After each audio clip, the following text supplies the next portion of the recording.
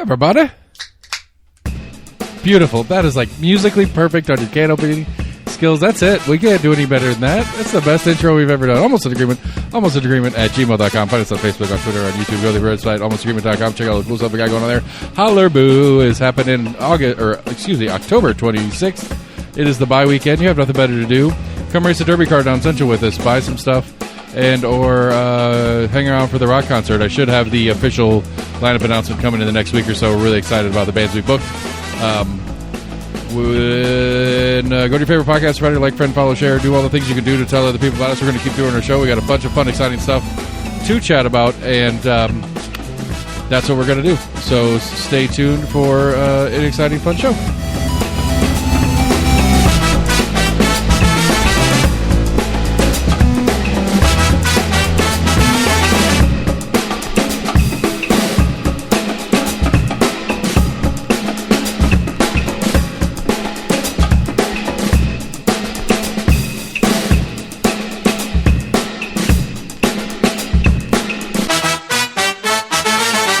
So if you guys didn't already know, Sam is a musician. Tonight he was rocking out his beer can skills. That was a beautifully timed can open of his beer in the intro there. I'm really proud of you for that. Still got rhythm. How you been, brother? What's new? Not too bad. Nothing new. Nothing new. All right.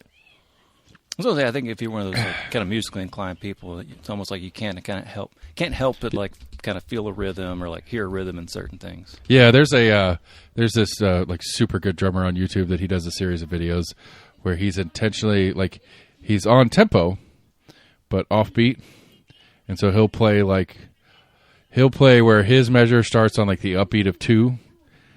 And he'll play, like, a good 4/4 groove. So it's stop, but he'll start it with the music in the wrong spot. Mm-hmm. And so he's perfectly in time. It's just completely illogical. And it, like it makes my... He's a half beat off for the whole thing. Like a half beat or a beat and a half off, like, just really... weird spots, and he just does it just to show off A, how good he is, because it's really hard to do, but B, it's just one of those, like, you naturally, especially as a drummer, I mean, you could probably speak to it more, but you naturally want to fit into that groove, even though in most live settings you're driving that rhythm, but and so like that's the thing, it's like it's so off-putting because it's so wrong. Like I'm off beat. Oh, no. Yeah, it's fun. Like they're fun to watch in the most enraging ways I can think of. So I don't know who it is, or I'd tell you to look them up. Bunch of stuff this week on the local calendar. One of the top stories that Compass broke this week, which is kind of exciting. Good for Scott on this one. The name of the new multi-use sports complex in just outside the old city has been released. The partnership, the cost of said partnership has not been released. Nor will it be probably ever. I don't know. There's questions about whether they have to or not. That's a whole separate thing. But Covenant Health Park or something like that, which immediately firestorm on the local social media channels about people getting pissed off. It's like, why don't you just hire another fucking nurse or two instead of buying your name on a baseball stadium so you can have more doctors and more actual care for what you actually do?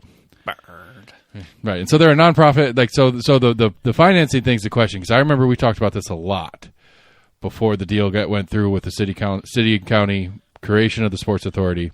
Right. If such and such happen, who picks up that extra? Right. And so my argument was, it's like, why doesn't the city negotiate that deal so the city gets that as part of their payment? Maybe they take a little bit less on it, but I don't know. If Boyd Sports goes bust and they vacate as a tenant and file bankruptcy, we can continue collecting on sponsorship rights on the stadium while we manage it on our own. All right. I think I just came up with a crazy idea. Uh-oh. All right.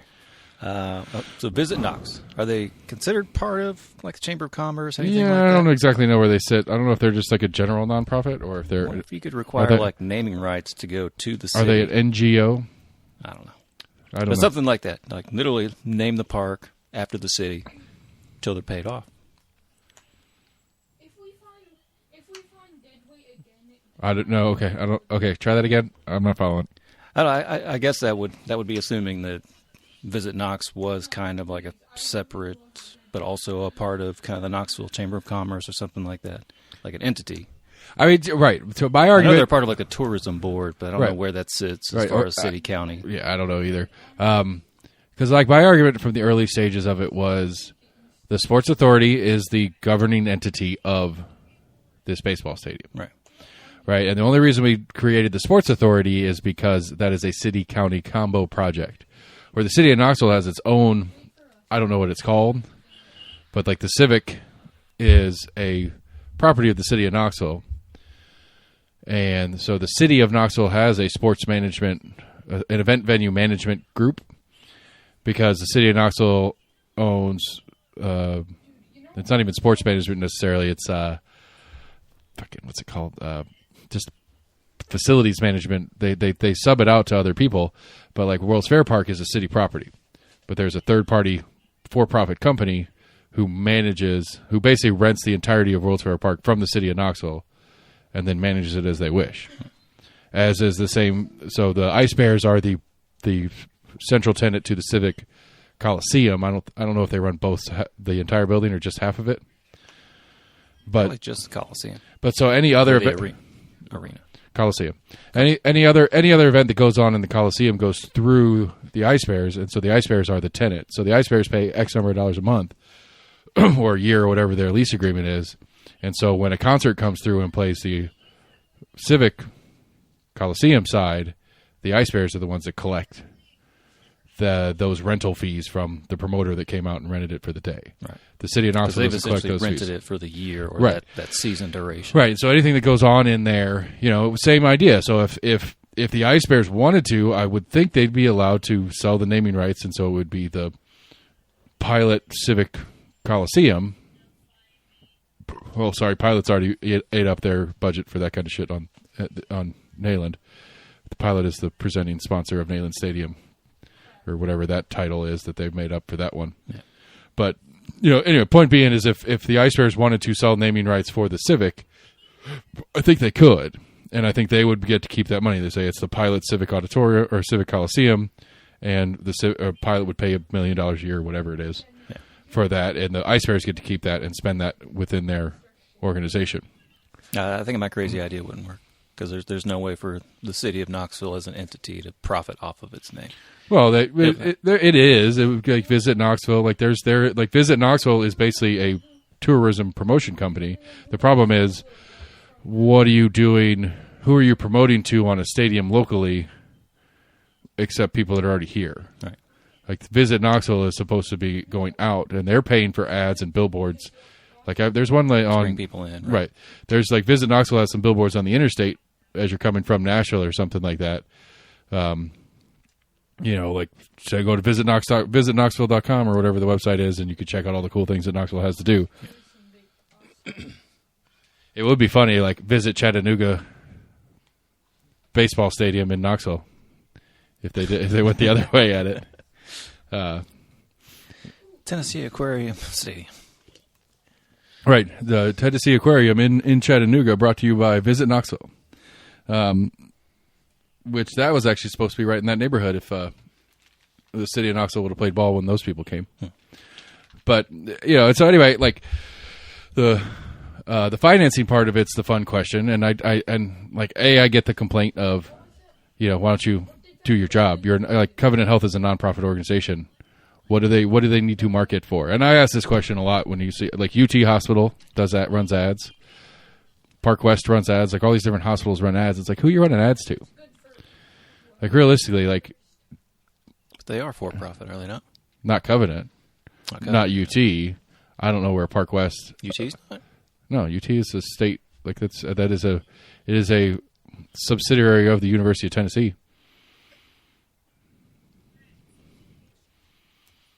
I guess they're like a state school college, or state school hospital. Yeah, they're property of as I understand it, the UT Medical is a property of the UT system at large. I just thought maybe they had like a teaching kind of partnership type. Yeah, I don't know. That's a good question, but I don't think they're. I don't think. Yeah, they are. I believe they are in the greater umbrella of the university system. And so anyway, the question is who do you have, UT Medical Center, whether you're for profit or not, advertise, I guess, if you want to, but like, who are you advertising to? Like, realistically, do people see advertisements for hospitals and choose to go to that hospital instead of another one? I mean, they have billboards. I know, but I'm saying, like, most people. There was that one. I think they've changed it, but there used to be one, going towards Turkey Creek for the Tenova there that had In Turkey Creek? Yeah, in Turkey Creek that had the ER like waiting times that would change. Yeah, the one on Emory Road has that one too on 75 going north. Yeah, It's like waiting times less than, and then there's a number on it and whatever. it's like 6:30 in the morning. I'm like 45 minutes. I'm like, what the fuck is going on? But it's like most people I know, at least, they either pick their ER by closeness to them because that's an emergency. But it's probably more for like scheduled stuff. Like I know I've seen billboards, right? But then even UT on and advertising that it's like the number one like heart. Right, but even for that, most people are choosing those specialists by what their insurance is going to cover, not by which one. Right. Like most people, like maybe it's like you go to your insurance people, like, hey, I need to see a whatever, and they say these two are in network, and then the ad can actually sell you something because you actually have a choice. Right. I don't know how many insurance companies have multiple options from inside the big players of hospitals. Not to get into like the whole healthcare thing. That's sure. It can even get right really complex. Right, you could have insurance. Facility may be in network, but right, but the actual doctor is not. Right, and so, but again, my point. That continues to illustrate my point is, most people are choosing that by what their insurance company tells them to go. That the insurance company will pay for, not by. Right, but like you said, your insurance to. company, you may have 2 or 3 choices. Maybe, but I still think even you're most likely if it's something you're just going to go off your referral of your primary care physician, right, wherever they refer you to go to. But if you actually wanted to shop around and look at hospitals for this procedure, they're charging this. For this procedure, they're charging that, and actually trying to I don't even do your due diligence and trying to shop around. I don't know if you get the pricing of it, but you'll at least get some sort of metric of these guys are better than those guys that helps you make your decision. I doubt that UT is going to tell you what they do. You look up average pricing because they pass. It was like federal law, and like truth in medical billing or whatever. Right. So anyway, back to the baseball stadium. The question is, since Covenant is a nonprofit, like I don't think Boyd Sports is obliged to release that information, how much they're getting paid. The way I understood the agreement when they had it is that I would think they would have to disclose their income. Why? You mean why? Yeah. Are they a nonprofit? Are they allowed to hide their financials? Boyd Sports? Yeah. I do not believe they're a nonprofit. I believe they're a for-profit company. Okay. Their books are not open to the public. Right. So I would think that incoming funds would have to be on their tax filing at the end of the year. No. No? I can't. I don't believe. No. They'd have to file, right, they'd file their income and their income sources, but that's not public record. You can't go to the IRS and be like, hey, tell me exactly where every dollar, like I couldn't go to the IRS or the state of Tennessee and be like, tell me exactly where every dollar that Boyd Sports made this year came from. That's not public record. Maybe the total numbers are, maybe they show income of X and expenses of Y. That might be public record. But I don't think it's public record to say this is their total expenses and each singular expense within them. I thought it might be, especially with considering there's city or state money, that it's involved in it. Maybe, well, no, because the stadium itself. Well, but that's not Boyd. The city and state are arguably funding part of it. Right, but that's a different company is physically building the stadium. Right. A third party company, which Boyd also owns, is building the stadium and the facilities on behalf of the Sports Authority, who is then renting those facilities to Boyd Sports. Winter companies required to file financial disclosures.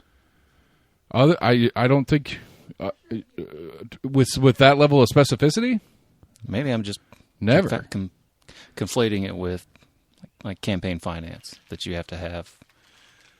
That there you have to file campaign. Right, you're obliged as a company to have record available upon request from an audit. But I mean, essentially, like the long and short of it, like company filings, you say, I made this much money, I spent this much money, I profited this much money. That's more or less all you have to tell them. Yeah. You have to break down on your spent side what categories. Like I spent this much on. You have to break it down by category. Like I spent this much on advertising, I spent this much on this, but not the specific of how much. Like if I went to WBAR and WUTK and Barbarian Productions and ran ads, I just sent them the sum of how much I spent in advertising and marketing, not individualized, not broken down that way.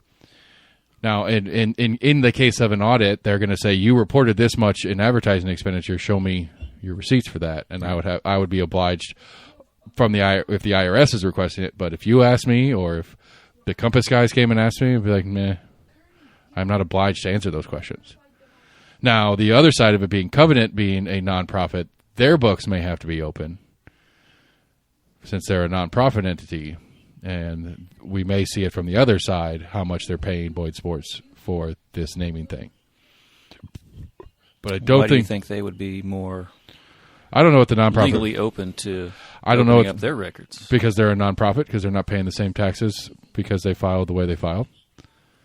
I don't know. It's a valid question. I just think like that would be the only way I think we're going to know. I don't think Boyd Sports is obliged to tell them. I don't have to tell my landlord for my business, my retail space, what I'm spending my money on. Right. And that's essentially the relationship we have here. Boyd Sports is just a renter, in the city, or the Sports Authority is the landlord. Okay, sorry. We got way off topic. No, we didn't. Oh, okay. That's what we were talking about. We were talking about whether or not we're going to get to know how much Covenant paid. And because again, to me personally, from the front end, my argument was always that the Sports Authority should be the one selling the naming rights. One, because then we have at least some public control over who gets to do it. Now Covenant Hill's fine. That's not objectionable by any stretch. And I wouldn't think Boyd would do something with a company that may be objectionable. And then the argument of what is and what isn't objectionable would come into play. But Boyd Sports, to me, it's if the city got the right, or the Sports Authority rather had the right to do that, is that it doesn't matter what Boyd Sports doing. We can continue collecting that naming right with or without Boyd Sports in play. So if for some reason Boyd Sports goes defunct, the city of Knoxville, or the Sports Authority, will continue to operate that stadium, whether it's with the Smokies or something else or any other random events that they can, and that naming right still has some value. Where now if Boyd Sports goes defunct, that name comes off the building. Am I misremembering? Was there a talk at one point of doing kind of like the naming of bricks or whatever in the building of it? I don't recall that conversation. Okay. I know they've done it in other stuff, other cities. Yeah. For some reason, I thought there might have been talk of it in the earlier.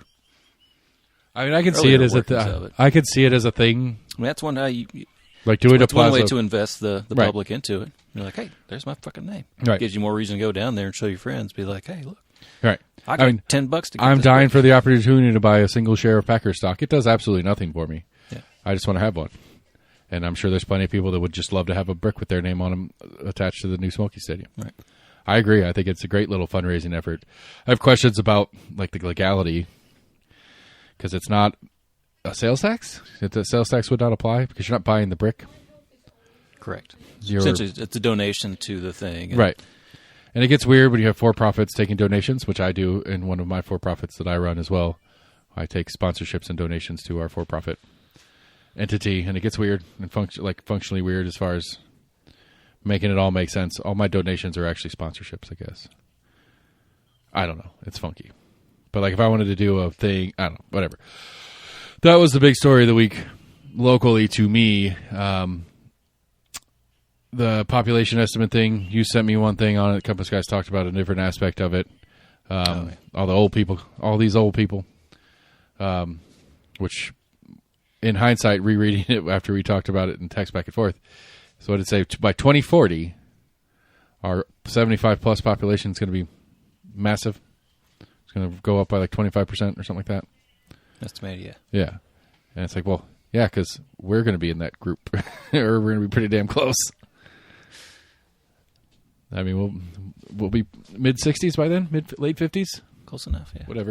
whatever. Past 50, fucking old, real old. I don't know. I see the economic indicator part of the conversation, or concerns, I guess, is part of that conversation. I do think that's an interesting And I think that's little subset. That's one thing that I don't know if I hate to say rightfully, but it's brought about the conversation of, I guess, population decline, essentially, on the average of kids per family or whatever. Right. Total population. Right.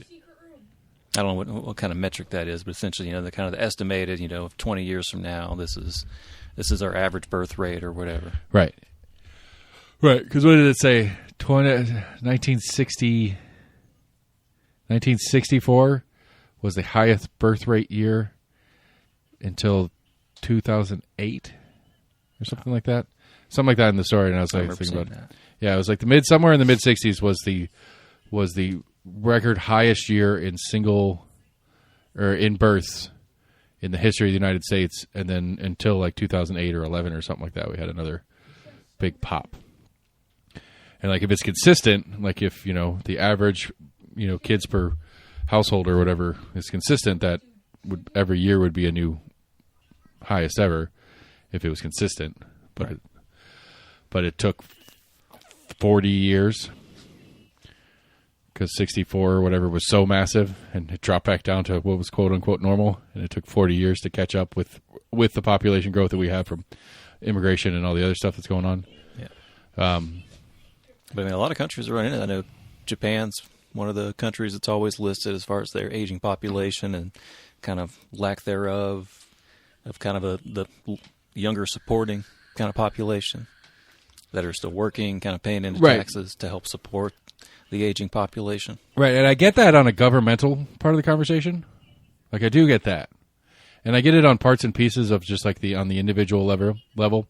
Like, I get it in the idea of like when we're old and need all the services that old people use, will there be enough kids working in the businesses and services that we need when we're old? Right. Like, I get that.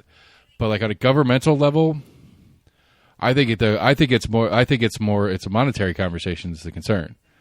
Social Security doesn't work without a larger generation paying into it than pulling out of it. Well, right. That's what they're talking about, is essentially the monetary of the working class paying into taxes to help fund those that are outside of the working age, essentially, that are benefiting from the social services. Right, but that's only because, like, technically, like Social Security is a pyramid scheme. Like, that's how it works. You have a larger group underneath paying in to the people on the higher section of it that are collecting.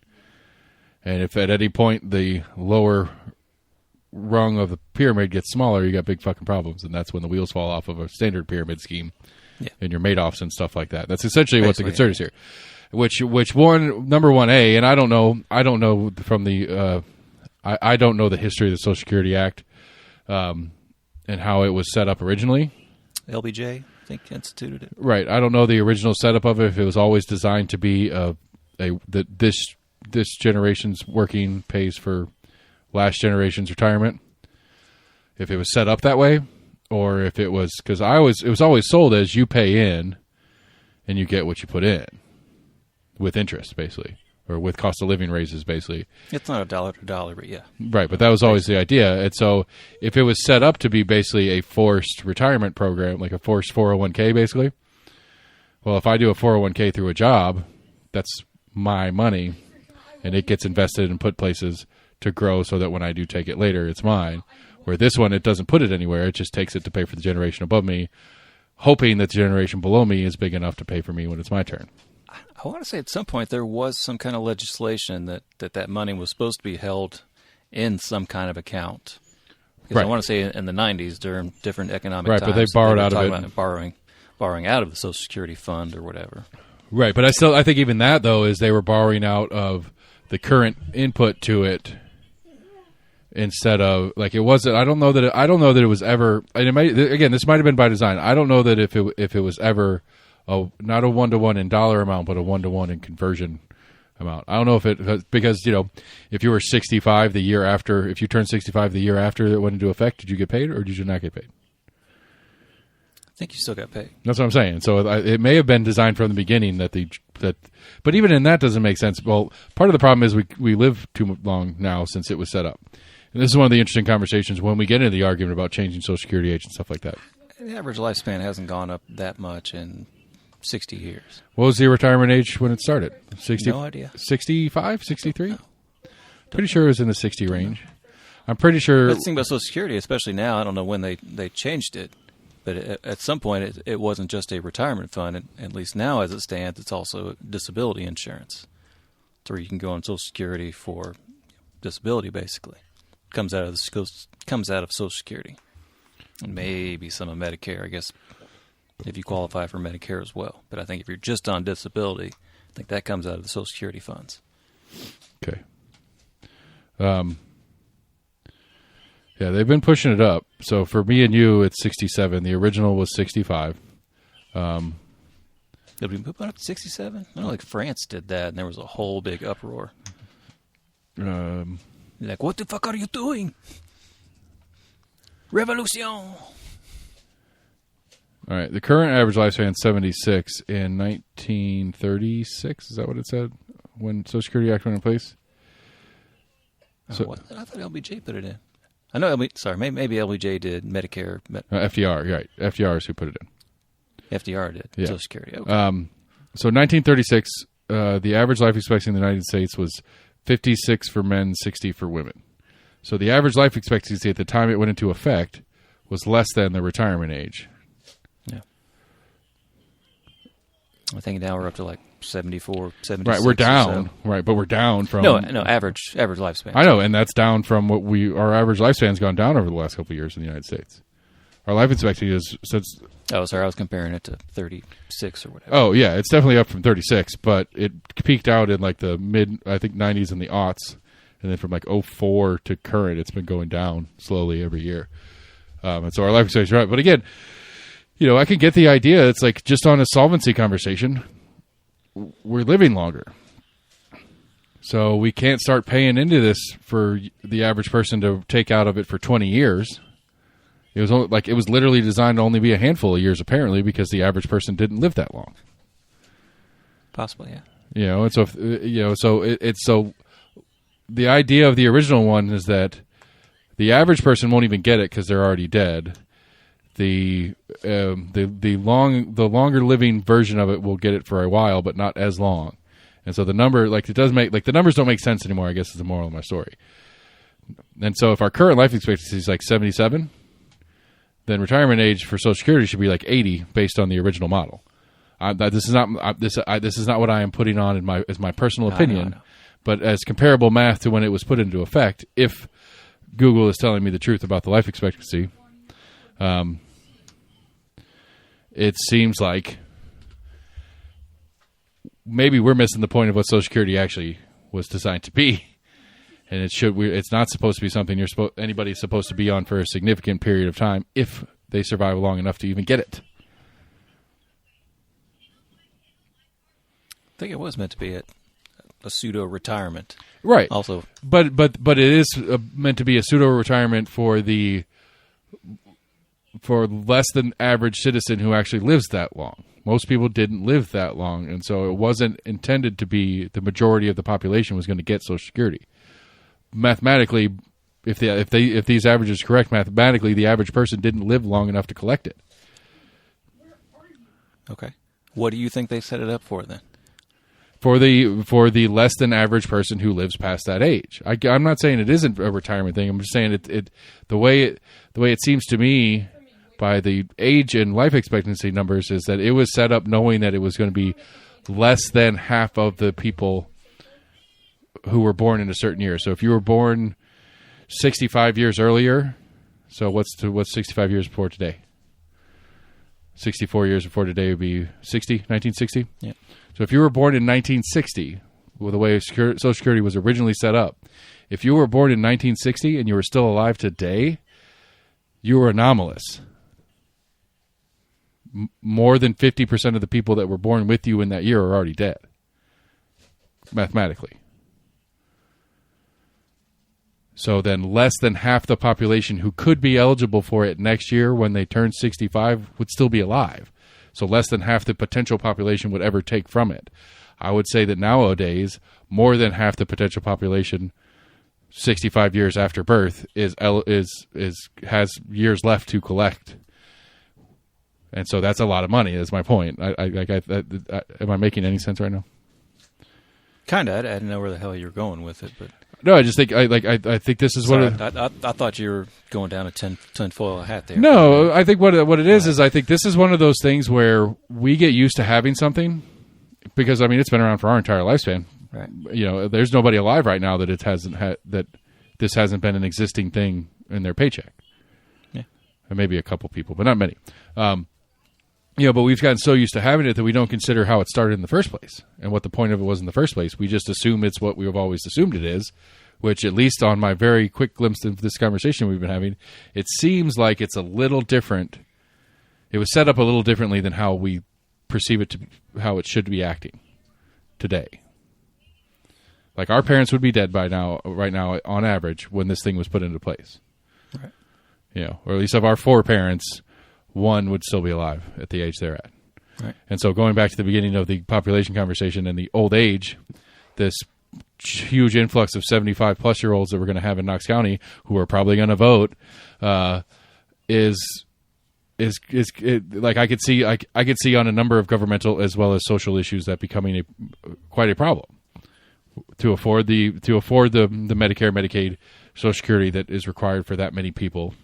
And then to have enough people to do the work, A, to collect the money to pay them, but B, to do the jobs and services that these people need. And then C, you get into the weird thing. We get into Medicare, Medicaid, and they negotiate their rates and stuff like that, which I'm not saying they should or shouldn't. But is for the people working the jobs, is there enough money in the job to make the money you need to survive on the rates that the government is willing to pay for the services that you and your company provide? It's complicated. Yeah. I'm excited. I like this one. I might have to dig a little deeper. Into like the history of the Social Security program. Okay. Because I didn't realize, like I wouldn't have guessed in the mid late 30s that's how. Fuck. Let me double check something. Because I've seen a couple things on that 1935. That it's kind of one of those weird, If you not shut up, we'll kick you. untrue supposed facts that are out there. That in the 1800s, people only lived to be 40. You know, the 1600s, people only lived to be like 30. Right. Well, average. I was like, no, the average lifespan wasn't that bad that long ago. The average lifespan, the major change in the average lifespan between that time and now is infant death. It's the infant mortality rate is what changes lifespan more than anything else. Yeah. It's like throws off some averages, right? Because and I think that's one of the things that they're arguing about in why the U.S. population lifespan is going down is that our infant mortality rate is going up.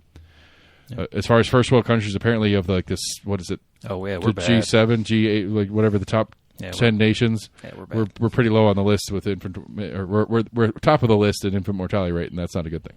Yeah, we rival second, third world quote unquote countries. And so, but that brings the average down. Which I guess, again, to run the math real quick, an infant wouldn't have been paying into Social Security ever because they never went to work.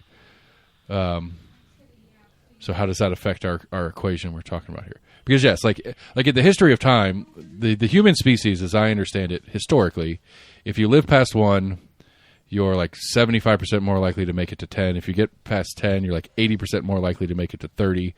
If you get past 30, you're like 85% more likely to get to 60. Like there's different little brackets as you go through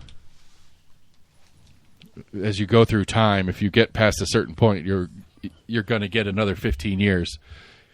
Like there's that, like it's that there's the infant mortality rate, and then there's that, you die before you turn 18, before you go out, well, old school, before you turn like 12 and went out into the workforce and whatever. Right. And then or went to war, or all the different stuff historically speaking. So anyway, fun, interesting stuff. Gardner Lee was in town, hanging out at L&N Academy. Who? Governor Lee? Yeah. You said? Okay. Talking about how awesome L&N Academy is, which has continued to spark the not voucher debate that he is pushing. It's like, I don't know, like L&N is a weird one to me. Just as a functional high school in Knox County? Not a charter school. It's not. It's a Knox County high school. Right. But it's an applicant only, like it's a wait list application, no qualifications school. Yeah. So you just put your name on the list if you want to go. And then they do a lottery, basically. Is it? Yeah, and it's like, and so what I don't like I don't get it, because like I understand it's a STEM academy. They're focused on science, technology, engineering, math, mechanics, magic. What's the M for in STEM? Mathematics. Magic. I'm going with magic. Yeah, so I understand that does a little bit of self. What's the word I'm looking for here? Self exclusion. That like if they don't have major sports, they do have some like intramurals, but they don't have major sports. So if you're a middle schooler that is into sports, you don't go to STEM Academy if you want to continue a high school sport program. Or if you're not particularly into the STEM field, you don't apply to go there. And so that is somewhat interest reductive for the students. Yeah. But like, okay, so what it seems to be like is this is a winning model. STEM has done very well. Their graduation rates are great.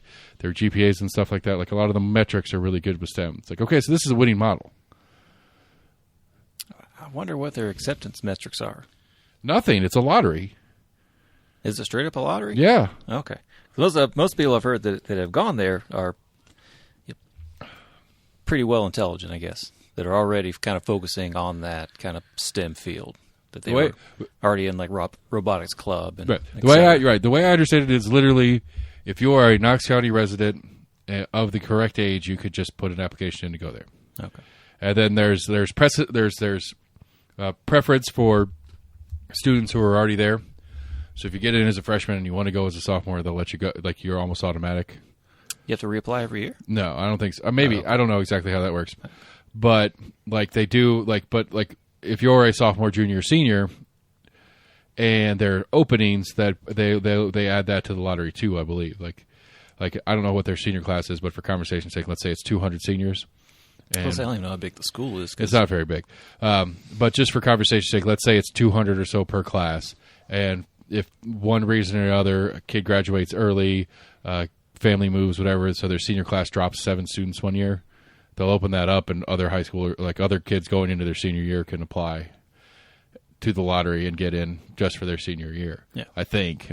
But either way, the point is it seems like it's a winning model. Is that it's a winning model for kids that have direction in that particular subset of skills, which I think is the idea of what they're trying to do with these KCS academies that kicked in the last couple of years in high schools.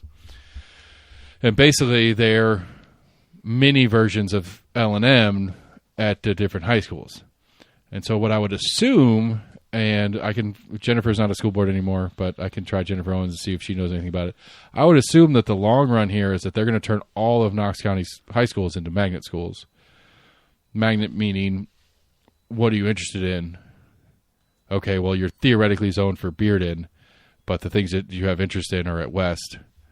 You can go to West instead. Now, it screws the transportation department 6 ways from Sunday. I get it. But that, to me, makes sense. If the L&N model seems to be the winner that it is, that would make sense to me to be like, okay. I mean, like, Austin East is a performing arts school, magnet school. Yeah. Any kid in Knox County who wants to go to Austin East to pursue their performing arts program can apply to go there. Now, there's some rules. It's a little different because Austin East has their required student body from their districted location that they have to fulfill first. But if there's room, I could send my kids to Austin East even though we're on the other side of town. Yeah. And so that's kind of, I mean, it's kind of neat, but it's like that. It feels to me like that's the point, like that's the direction we're kind of going with all the schools, is that we're going to have, I mean, I don't know. We're going to have an engineering. We're going to have a business school. We're going to have a whatever. And if you have a tendency towards that, you can go and do your high school in that school instead of in whatever. Yeah. Excuse me. I don't think it sounds bad in theory. I mean, I kind of like the idea of it. I wonder how they make that work out. In Mass, I could see it being being very, very difficult. Say maths? In Mass. Oh, maths. In a 60,000 student school system, I could see it getting much more difficult. Like, well, I want to play with robots, and I want to do electronics and programming. Right. And if you're like, right, because if you're a kid that's applying to LNN right now, Yes, you have enough interested in? You have enough interest in it to go through the process of doing it. Well, I mean, even at this, they're probably going to start asking them at 7th and 8th grade to kind of start guiding them, kind of towards a certain program. Yeah, that's a good question too. I should ask the old kid. He's in pre-algebra in 8th grade, which is technically a freshman course. Yeah. I think he's in honors science. So like two of the letters in STEM, he's ahead of average Knox County student on it. Yeah. I'm curious if anybody's mentioned it to him. Or is LNN Academy so good because it's all parents that pay attention and push their kids over there? That could be part of the factor as well. I need to pay attention then. I need to be one of those parents then, if he's interested in, because LNN does very good. Like they have very good metrics on all the stuff that matters. Right. It's just a matter of getting them and there and back. A lot of schools have that.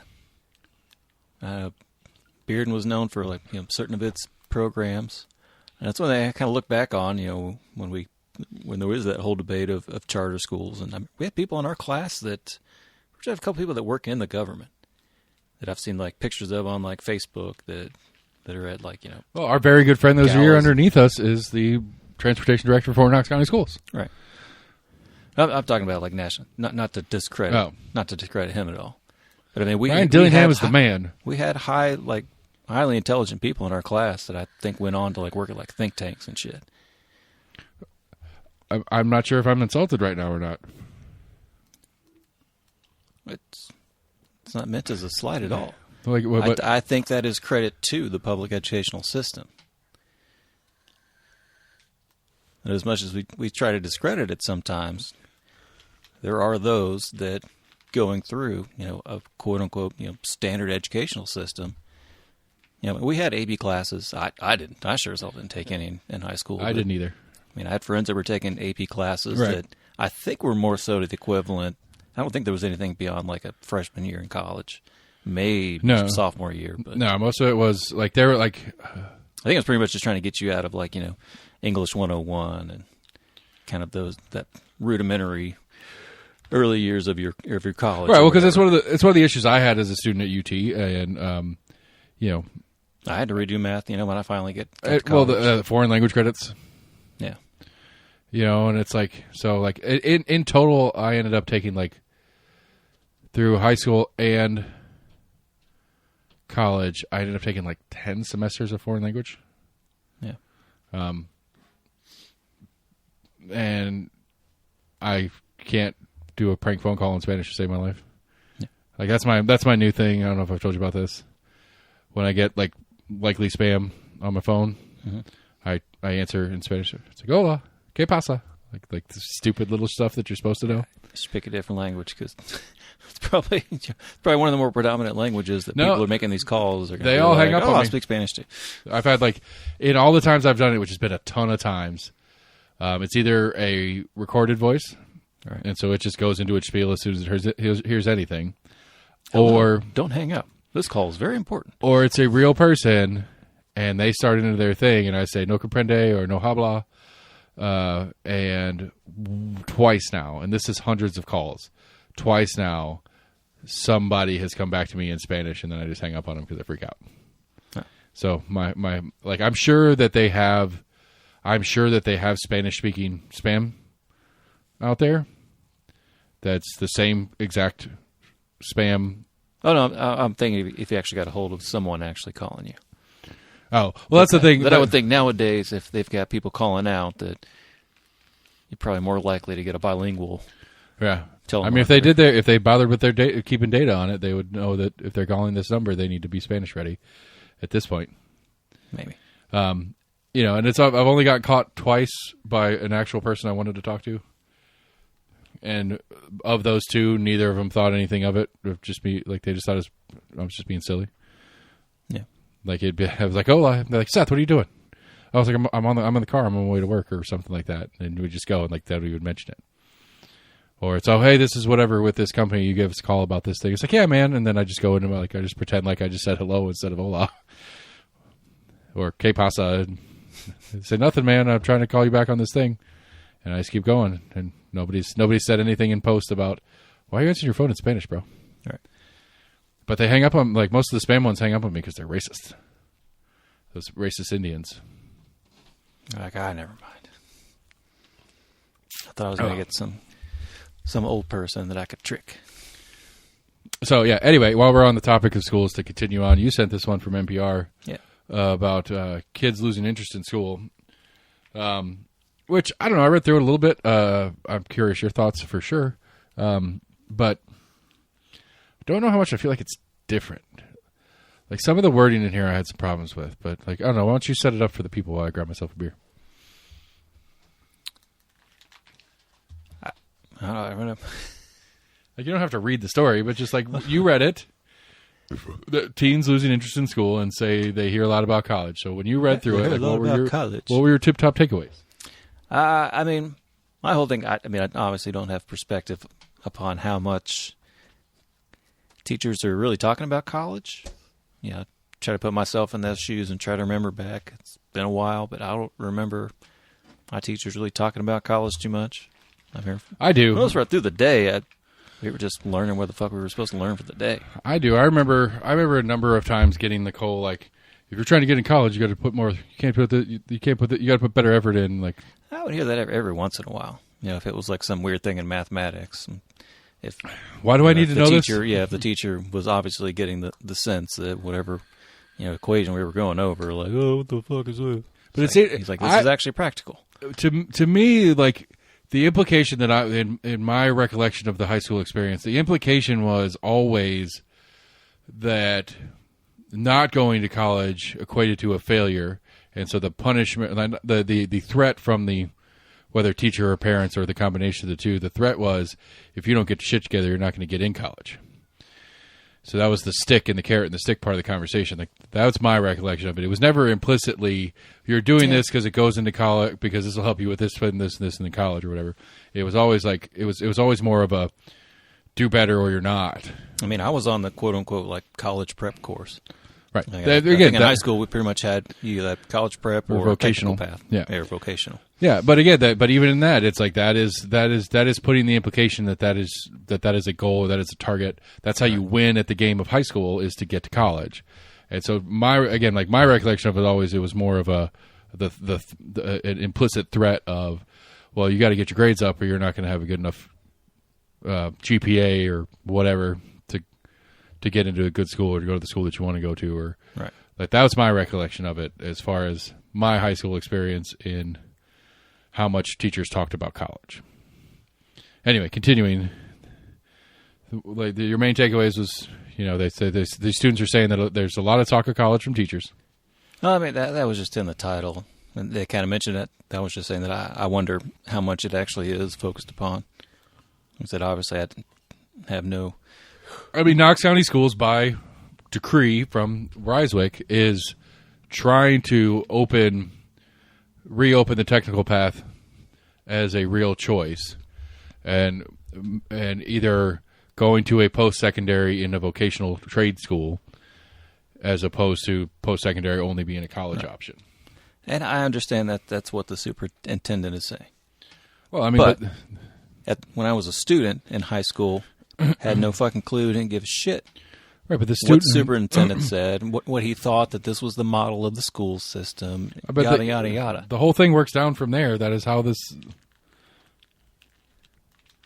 Yes, in theory, the plan. How often do things go to plan?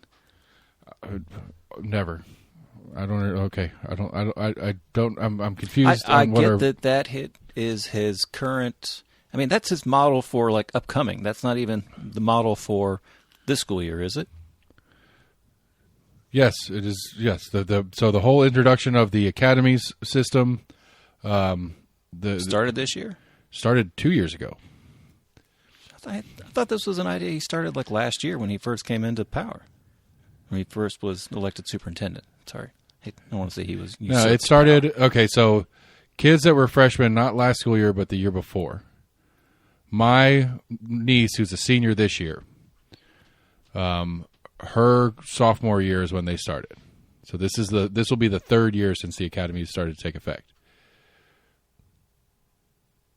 Oh, let me correct that. Let me back that up. I apologize. She is the last class to not have to go through the academy system. That's what it was. So her sophomore year. So they have just changed the system. Her sophomore year, which was now 2+ years ago, was when it was introduced, and it was introduced to freshmen only. So kids that were freshmen that year, sophomores kids that are juniors this year are starting their third year in the academy system. And the whole point of the academy system was to try to help guide kids into Ryswick's goal of going to college, going to trade school, or going to the military. That thing I always ask, like, what are we trying to do? What are we trying to create in a kid? And that is Ryswick at least answers my question. Now we can argue whether I agree with his answers or not. That's not the point. His answer is, when you leave Knox County schools, you're going to be ready to go to college. If that's the direction you want to go, you're going to be ready to get into a trade school. You might already have some certifications in a trade. You won't be like a master plumber, but you could probably be a basic plumber out of whatever vocational whatever, or you're capable of going in the U.S. military, which I don't think you need anything special for that other than to graduate. But anyway, that's the goal. I was about to say, yes, I'm not even sure. I think they would at least still require a GED. Yeah, you have to graduate or equivalent. Yeah. So anyway, yes, inside the totality of Knox County school system is pushing one of two directions. The military direction is in a push towards. Now you can be a ROTC kid and be active in pre-military action through high school. Yes. Has there been any reporting of how it's gone in the past 2 years? As far as I thought this was a new thing. I thought it was it was started like last year. Well, the first class. So next year will be the first senior class that has gone all the way through it. Right. So that'll be the first class of seniors. So May 26 will be the first class of seniors to graduate from Knox County schools who have gone through the academy systems. And so that summer will be the summer of reckoning, for lack of a better word. Do our rates of kids that go to college higher? Are they better prepared when they do go to college? I mean, there's the stats. How to do the stats on this is a 1,000-point question. Right. But this next summer, or 2 year, whatever it is, the end of next school year will be the first year that we graduate academies kids. And so that's when we'll get to start actually seeing it in place. But anyway, my point is that so essentially half of what this system is to push kids into college. So I assume, yes, they are talking about college kids a lot. That was a long thing to agree with the headline of this story. But again, my personal recollection to today, now it seems that there's at least more push towards like a better understanding of what college is and what the point of college is than I think in my recollection of my version of it. Because mine was just go and graduate and you'll get a job and you can pay the bills. Right. Which was a lie. But that's my fault because I didn't try that hard, and that's whatever. But that was college was always pitched to be. Now I think that the more holistic college, what college is approach is what's happening now, where it's like if you go and pick a thing that has value, you can go get a job that makes money. Just because you have a degree doesn't mean you're going to do shit with it.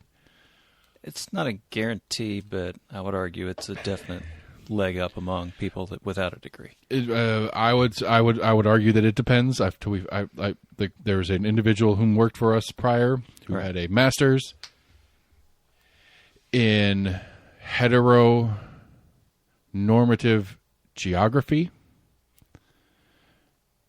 I don't know what career you get a leg up in with that degree. Okay.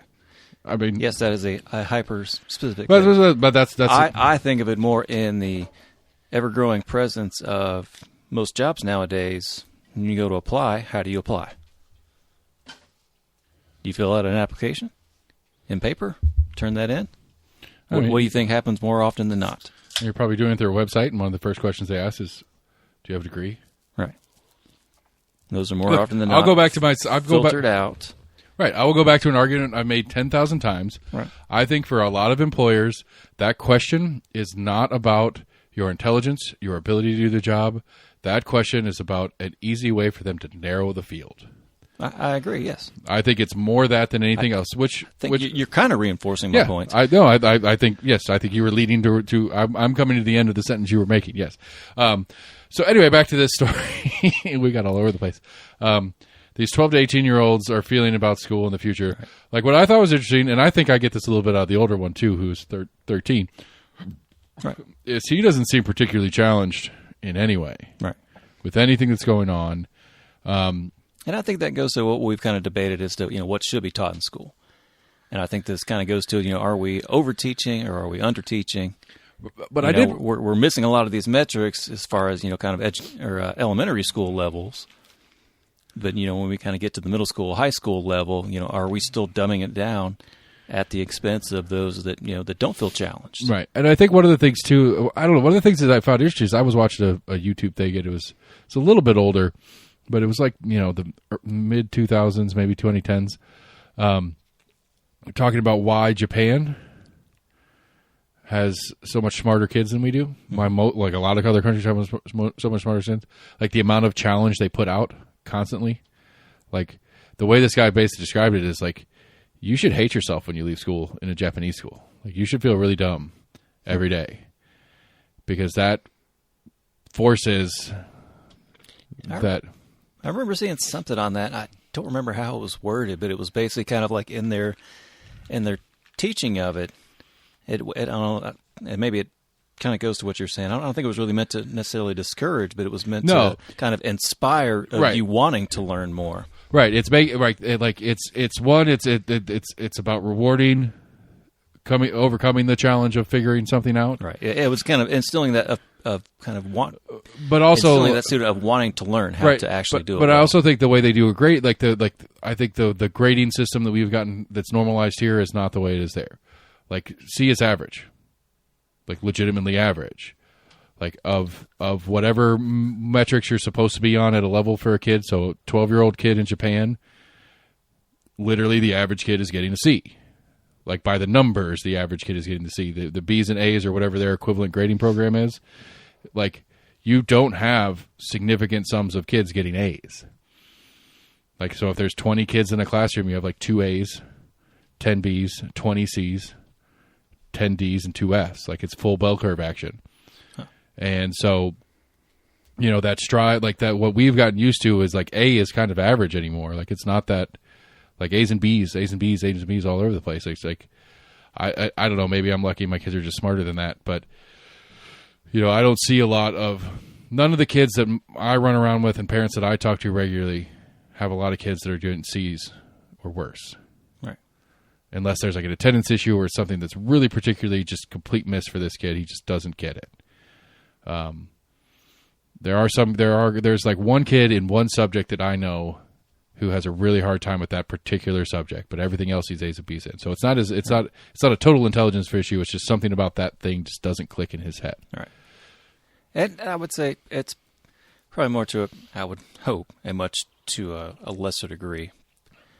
But in the kind of new age of grading teachers are also graded upon their students' grades. Their students. I agree. And so, yeah, again, I think that like number one on this thing is students don't feel very challenged. Well, if my pay depends on your grades, I'm not going to challenge you very much. Right. I'm going to hit the numbers I need to hit to keep my check coming. Yeah. I think a lot of this story and a lot of the school conversation story to me is goes back to a little bit of what we talked about a couple weeks ago about the federal Department of Education. I think the idea of a centralized education system is what makes like trying to normalize this across all kids in the same age bracket or grade level across the country, trying to figure out what's normal. It's just such an impossible thing to think or do. don't think it's impossible. I think it is. I really do. I think for a litany of reasons, for cultural reasons, because of demographics of certain areas in certain states, or certain states as a whole, or the lifestyle that this like. Because I mean, Give me some examples of why one state's educational system should be different than another. I don't know, your best case scenario. I mean, best case, okay. Most obnoxious version I can think of, and I mean obnoxious literally, would be, I would think that a California school system has a higher percentage of English as a second language students than any other school system in the country. I would think Illinois is probably a close second because Chicago's population. I think Florida's a close second. Okay, whatever, doesn't matter. I'm saying I think there's a handful of states that have significant. Texas. God, what the fuck am I thinking? I think California. I still think California is definitely number one. I think okay. Sticking on California, I think California specifically is that you probably have more original languages than Spanish. Like I think Texas or Florida or Illinois, because of the population in Chicago. Like Chicago is like huge Hispanic population in Chicago. But I would think in California, I think you would have Chinese. I think you have Vietnamese. I think you have Japanese and Spanish as their first language in a significantly larger portion of the population than you do here.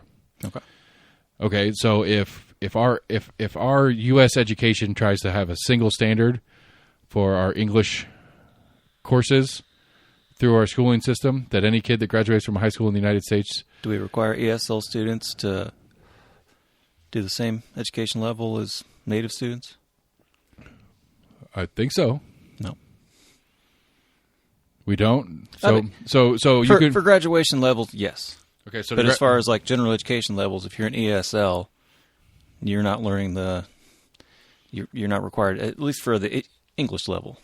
I mean, I know in the elementary levels they have a lot of English second language subclasses. They're not part of classes. They get pulled out of regular class to go do stuff to help them catch up and whatever. ESL being in middle and high school. But I still think if you graduate from Bearden High School, you have to have at least English 1 and 2 or whatever it is. Outside of graduation equivalents. But I think that's what we're talking about. I mean, at some point, yes, at the specific of like the 6th grade level, maybe. But again, okay. Yes, I'm talking about. But I would think. But I think of it more as general education through the grades. But I would think a state like California has the infrastructure in place to be able to manage much more ESL students at any level, because they have more teachers and educators. They have more adults that are English as second language that can help do those gaps. They probably hire specifically looking for people whom are multilingual to be able to help bridge gaps for these students and stuff like that. Where I don't know how many teachers in Tennessee school systems are like, we have specialists for it. Yes, absolutely. We have Spanish teachers, we have French teachers, we have foreign language teachers, but we also have specialists in ESL in the school system here in Knox County. But I don't know how many we have available to us as compared to a state like California. How many can we hire? And hell, how much does California spend on that as part of their education budget that Tennessee doesn't want to spend on it? So it's not going to be equal in that sense.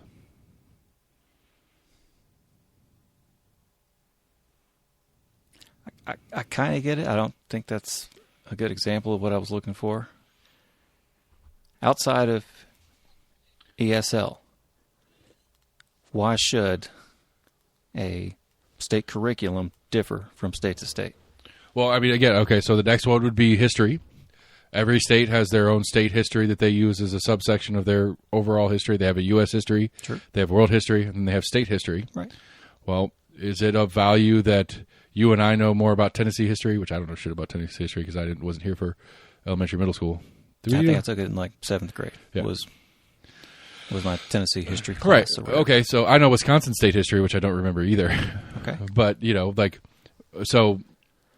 so individual state history doesn't matter per se, in that you just have some state history knowledge. Doesn't matter which state history you have.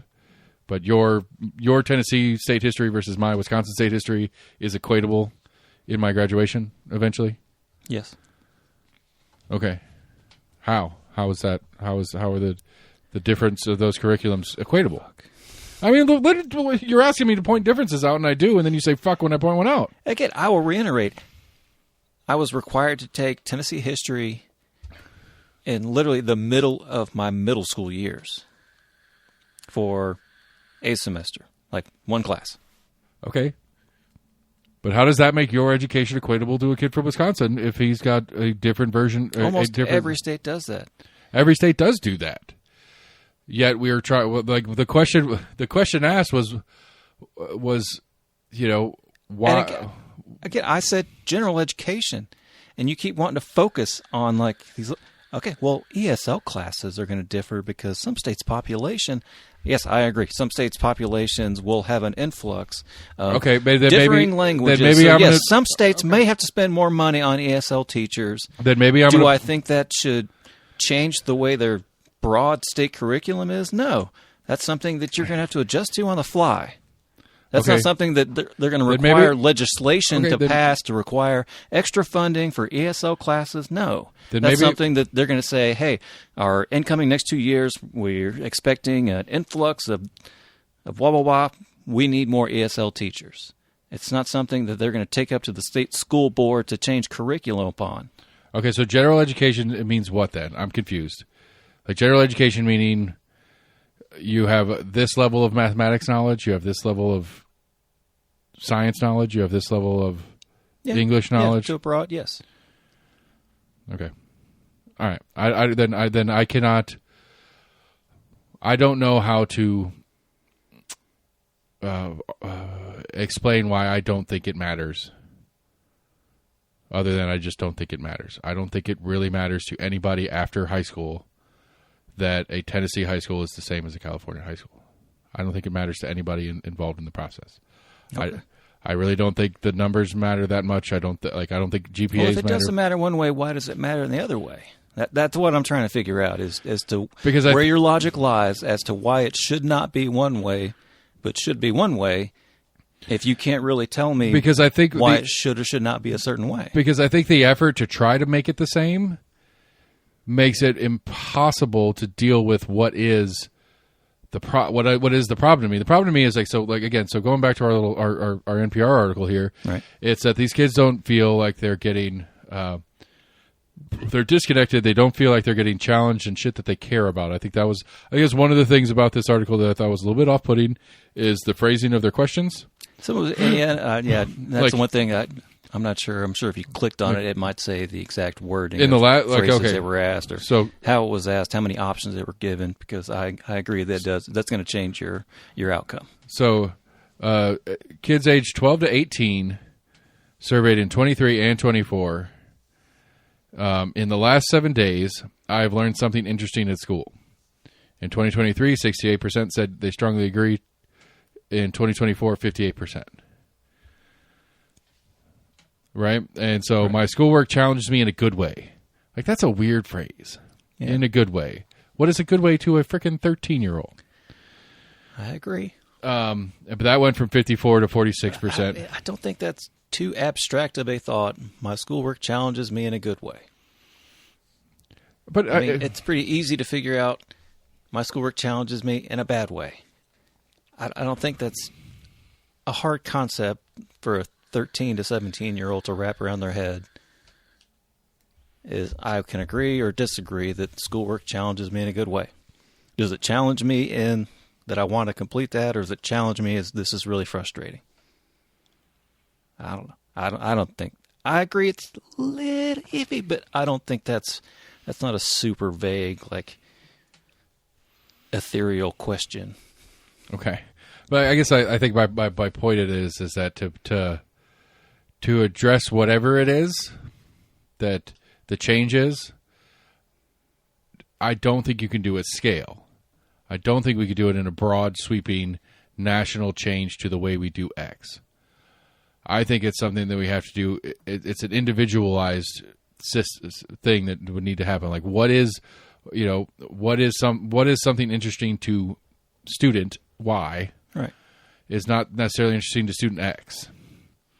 I totally agree that it is very complex, and we've talked about this many times. You but know, that one of the ones that I think it's kind of I would say is a positive sign, as they were asked, is I have one teacher who makes me excited about the future. You know, that actually increased from 2023 to 2024. So for almost 3 out of 4 students, you know, at least that's the had only a one that teacher. went up. Yeah, Yeah, right, look at that. that's at least on this list of questions. That's the only one up. Right. And then I have a teacher who That's encourages promising. me. And I think that has a lot to do with the education system as well. You know, when you have teacher burnout, and you have teachers that don't care, the students pick up on that. You know, I had teachers that taught math that were just monotonous, and probably maybe that's one of the reasons why I don't like math. Is I never had a teacher that kind of got me interested. Yeah, which is actually kind of funny because like my kid hated his math teacher last year and kicked ass in the class. Right. I had some And it might have been just because it's like, fuck you, I'm good at this. exactly. I was about to say it could have been partly on him. We're like, I can learn this without you. Right. I can figure out a way to learn it. And so if the second version of the same series of questions is engaging with students who hope to go to college, I have a teacher who makes me excited about the future, who doesn't intend to. That's weird. Okay, let me double check that. So, of students who hope to go to college, and those who don't, ask the question: I have at least one teacher who makes me excited about the future. Kids whom say they don't intend to go to college have less teachers who report hearing less feeling less excited about the future through their teachers. So I think that goes back to that the conference, like the thing we were saying about our experience, and like I felt like college was a given, like it wasn't a question, it was you are going. It was a little bit of, yeah. It was, I would say, You know, I felt it as an expectation. Yeah. And so I could see if in my version of if I had this version of a question in front of me where it was whether I hope to pursue a bachelor's degree or not, or whether I think I'm gonna, I could see that being like, maybe I don't hope to pursue one, but I'm gonna. But none of these teachers make me excited about pursuing it. Right. Like I could see that being a thing. I agree. Yeah, you could. A subjectee could misinterpret or reinterpret some of these oddly worded questions differently. But I mean, even with the second one, I feel motivated to get good grades. Kids who don't intend to go to college for one reason or another, versus kids who do, because that's the motivator. That's what I was saying. The motivator, or the inverse of the motivator being the punishment, was if you don't get good grades, you're not going to get to go to college. Yeah. Right? And so they say, I feel motivated to get good grades. Well, if I want to go to college, I do need to get good grades, and that's my motivator. And if I don't want to go to college, what's the point of getting good grades? I get that. I can understand that mindset. I would argue at that age, it's kind of hard to argue a negative to a teenager. No, but I think It's going to hurt you because they're invincible. Well, it's not even that, though. But I think what comes out of this question specifically is, if you don't want to go to college, what's the point of finishing high school? That's what I think that says to me. That says that if you don't want to go to college, what's the point of trying in high school? Where are you reading this? Question 2 is, I feel motivated to get good grades. Right. And then kids who don't want to go to college report not feeling motivated to get good grades, report less motivation to get good grades. Meaning, the only reason to get good grades is to get into college. I don't want to go to college, so why am I going to get good grades? That's the logical conclusion to that that combination. Which basically says that the value of your high school education is only to get you into college from these students' perspective. Which goes back into the you can't do anything with your life unless you go to college idea. Yeah, instilling that mindset of college is one of your only options. Right. But I would argue in the same kind of push for trade schools, is I'm going to assume these trade schools are probably going to look at your grades as well, and are probably going to care whether or not you did well in high school. Sure, but then again, that's the motivating with the negative. Right. Which again, isn't. I'm not saying it's necessarily a bad thing, but it is a interesting. All right, and those are people, I guess, weren't pursuing a degree. I think this is the weirdest question in the whole set. At school, I get to do what I do best every day. Right. I agree. That's such a weird question. Yeah.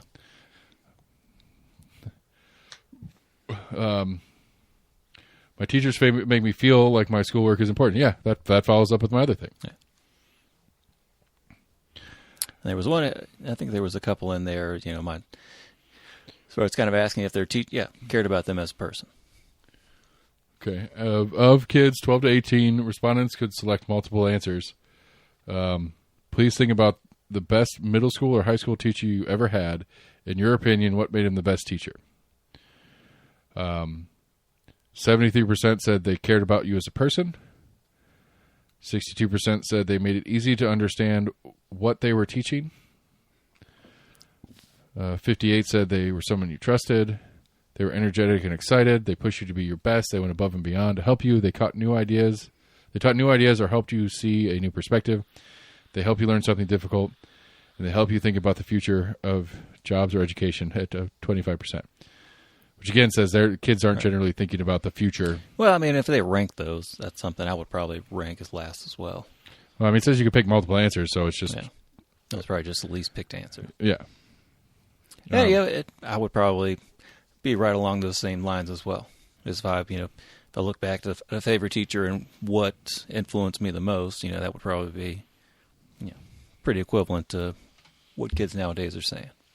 Whether or not you have a teacher I'll that tell you what, really makes you feel like one of my favorite... when you come to them with a question or a problem, that they're actually listening to you. Right. Like, they don't why just... can't you add this up? What don't you understand? Right. My favorite probably teacher, I cannot recall his name, at UT was a generic Western Civ class lecturer, because if he was around today, or if he probably, I don't know if he is or not, but if he did a podcast or a history channel docuseries version of his class, he was the storytelling teacher, I love that class. I sucked at it. I struggled. I hated doing it. I hated that style, lecture classes. I hated those style classes. They don't work for you. Where you basically sit in the big room with 200 other kids and they speak at you for an hour. Yeah. And then you go home, do this, and a TA will grade your paper. And most of it was, what the final in that class was a 100-question multiple choice with a 5-paragraph essay as part of it. I just hated doing those classes. Yeah. Or I hated getting graded in those classes. I loved going to his classes. His class was one that I enjoyed. I looked forward to going to because he was just a good storyteller of history. Yeah, he told it in story format. I had a great Western Civ teacher. Yeah. Or Western Civ 1. Great teacher. Same thing, where he was lecturing the whole time, almost damn near cramped up, had, graphite stains on the side of my palm from just writing just over and over. Right. And still would find things on the test that weren't anywhere in my lecture notes or in the book, where I'm not sure where the hell I was supposed to find this information. You should just but then my Western Civ 2 was totally opposite, to where this teacher gave us basically I wouldn't say crib notes, but basically kind of gave us her kind of lecture outline.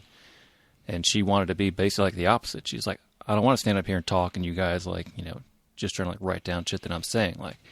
I want you guys to actually be engaged and listen to me talk instead of listen to what I'm saying and try to write it simultaneously. Right. You do learn. a lot of people do learn, by actually writing things out. I do. That was my thing for memorizing. I would write notes of my notes because that's how I remember. Right. It does help you to remember that way. Yeah. I would argue with her. And I love the first teacher's speaking style. Great speaker, told great stories, but it was I filled up notebooks of notes and shit. Yeah. He was cool because right before each section test or whatever, he would do a Jeopardy game. So it was always kind of fun. We would get in a group of 3 or 4. Nice. That is fun. So it was a way of kind of trying to learn things and kind of learning things as a group. If I'm trying to figure someone out had more knowledge. I'm trying to figure out how to create a bar version of Wheel of Fortune. Speaking of game shows, yeah, that's the thing on my to-do list. Anyway, staying with kids and moving on to another cool story that you shared from NPR. Should police be able to interrogate kids alone? A growing number of states say no. I didn't realize. I thought that most states required a parent. Like, I thought they weren't allowed to talk to kids without a parent present. It differs, yeah. That's crazy to me. After reading through this, I was like, all right, next time next week when I'm taking the kids to school, when I'm going to drop them off, I'm like, hey guys, I want to have a quick conversation about a very specific thing that I hope you never have to deal with. But in the next couple of years before you turn 18, if you ever get arrested, Right. you say, call my dad. Call my dad. Call my dad. That's the only thing you say to them until I get there. And then Especially that one thing, and a lot of it depends on definition of custody. You know, yeah, I think I sent you one that was like a Tennessee court case that had to do with you did. I didn't a understand minor at schools, and even I was confused on it because I wasn't sure if that was like the appeal case. Right, but that case also said something about like the right to the right to privacy within a. Yeah, it was basically within the a public kid was. school. I think it's like the kid's teacher thought he seemed a little off. So I think he ended up like talking to the administrators. He told the administrators he had taken like some cough syrup. They ended up like searching his car, found marijuana in his car. But it was, I think where the gray area came into was whether or not him, because I guess he admitted at some point, I guess after they confronted him, we're like, hey, we found this marijuana in your car. And he was like, yeah, that wasn't my car. So where it was him kind of admitting of that SRO that was questioning him at the time of was he being detained at that time? Was he in custody? Right. And one of the kind of definitions I think some states go off of custody is whether or not the person was free to leave. And, right, like a kid's going to know student that. In that time, adults don't know that shit. Right, but even did the student did they feel like they were still free to leave? That they could end that questioning at any point? Right. Which most times, if the police called you in for questioning, as long as you're not being, I guess, under investigation, you're still free to leave at any point. Right. Unless they decide they're going to arrest you. Like shit like this just makes me not want to ever talk to cops about anything ever. Like, how's the weather? Nope. I need my lawyer. I need my lawyer to answer that question for me. I can't. I will not speak to you about that. Right. Like, it's just like it can be kind of iffy. It's not even that it can be iffy. It's just that it feels like, at least, and maybe this is the sensationalist of this is the stories we always hear, but it feels like, and it's funny because I love my cop dramas. I've been rewatching a show called White Collar, which is supposed to be like this FBI division that does white collar crime. Right.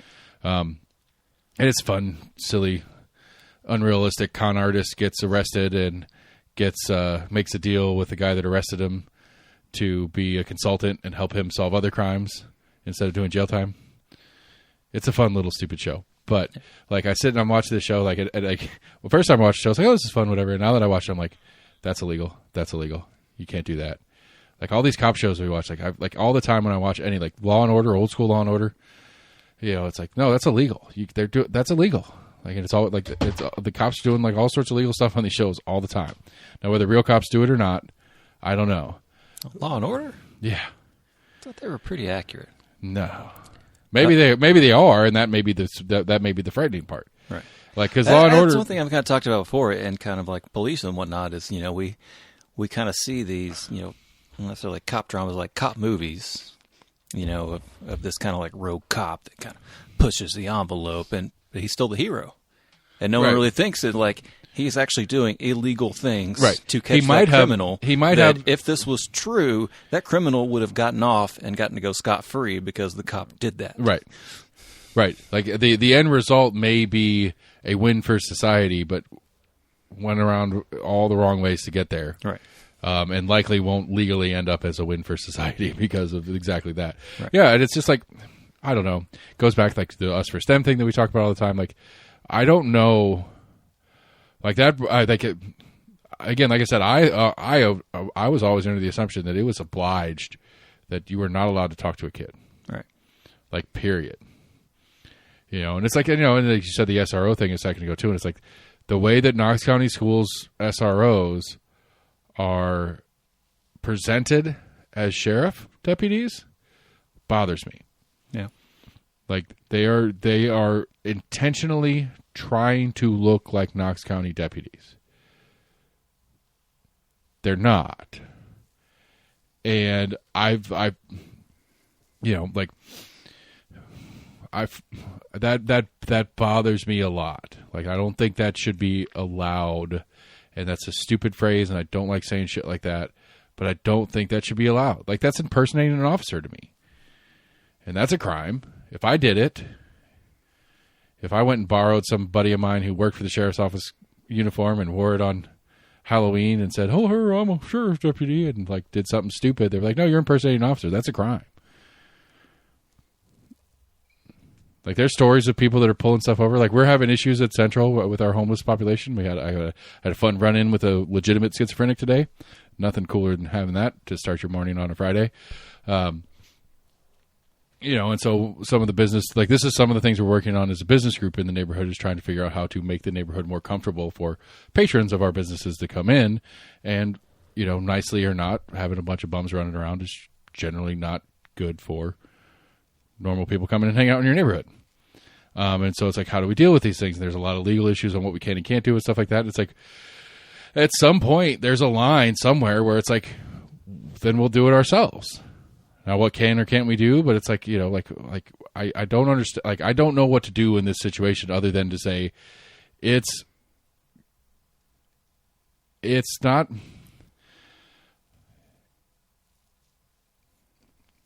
If we're supposed to be able to lean on you guys, on a police force as our means, as our state-sanctioned authority who is allowed to instigate violence, then is that not an accurate statement? No, that is not an accurate statement. I'm sorry, but go ahead with what you were trying to say. Okay, sorry. Our state-sanctioned kidnappers, is that a better way for me to say it in a terrible way that makes you mad? Yes, you just improved the verbiage. They're the descriptors. they're the only legal kidnappers whom exist. True. Yeah, you're right. Yes.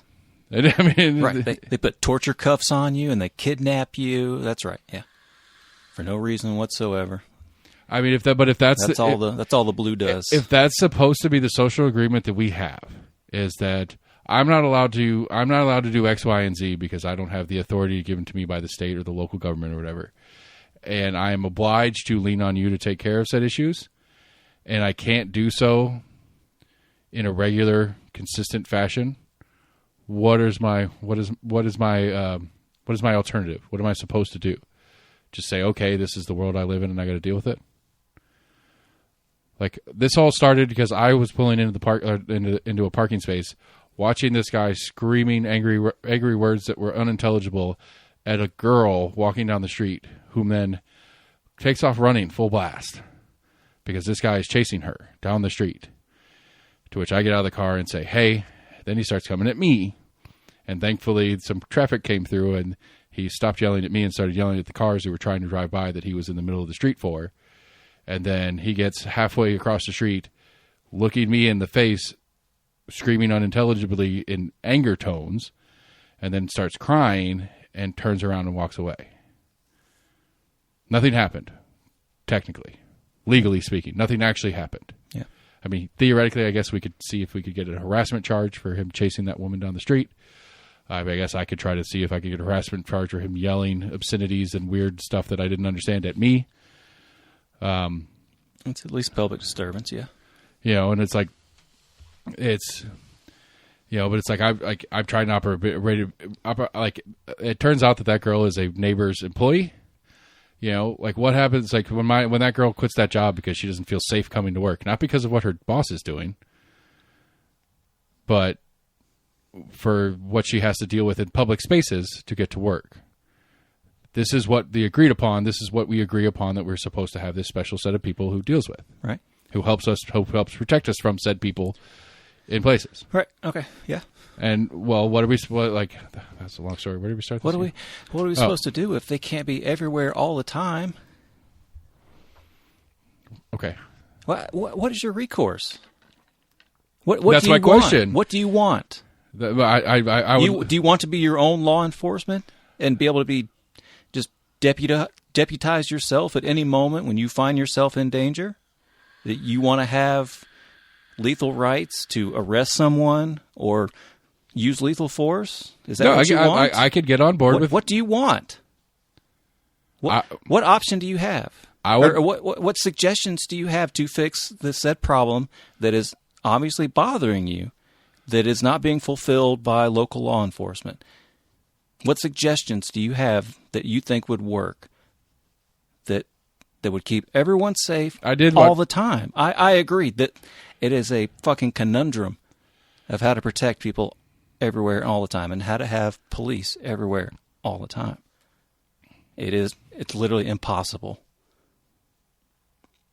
Yes. So in your situation, and remedy to that, in my particular, okay, so this is a known issue in my neighborhood. This is a regular issue in my neighborhood. Like my first thought was to make a report. That way, it's at least it's on the books. We do, and we make a big deal out of it, which is that's one thing to where the city can look at. Sure, we've had this many calls in this many areas, so we need to up our But I also serve patrols. But I also serve alcohol, which they say they don't track these things with places that serve alcohol, but they do. But that's a separate thing, and that's tinfoil hat and whatever. But this is not a new thing. This is not something we haven't made them continuously and regularly aware of, and make no changes to do anything since. Okay.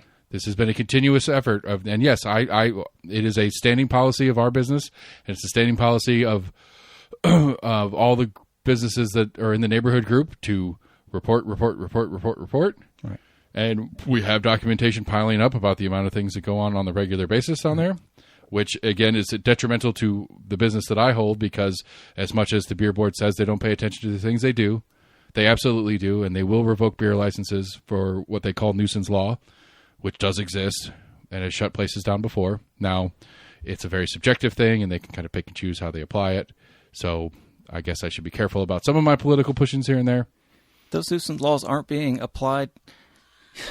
You calling about a disturbance in your neighborhood does not file a nuisance against your business address.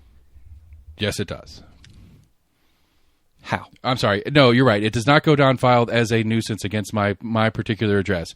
But in the event... So how would the beer board... Where's the beer board going to see this filed against you? In the event, for whatever reason, which could be any number of reasons that the beer board decides to look into me, they can get any... They could ask KPD, well, correctly, they could ask the 911 office how many calls have originated out of my location. Right. And they can use that data against me, regardless of what the actual data is. They could just say, because like literally I've seen this happen. This location just had X number of 911 calls originate from it. This is one of the reasons why we are revoking their beer license.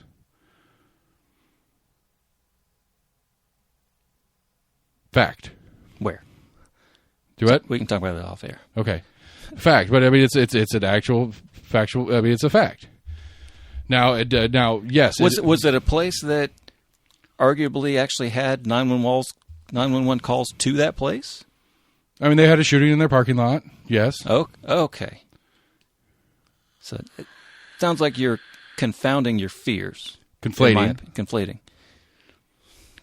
your fears. Yes. In my opinion. Maybe. I could be wrong.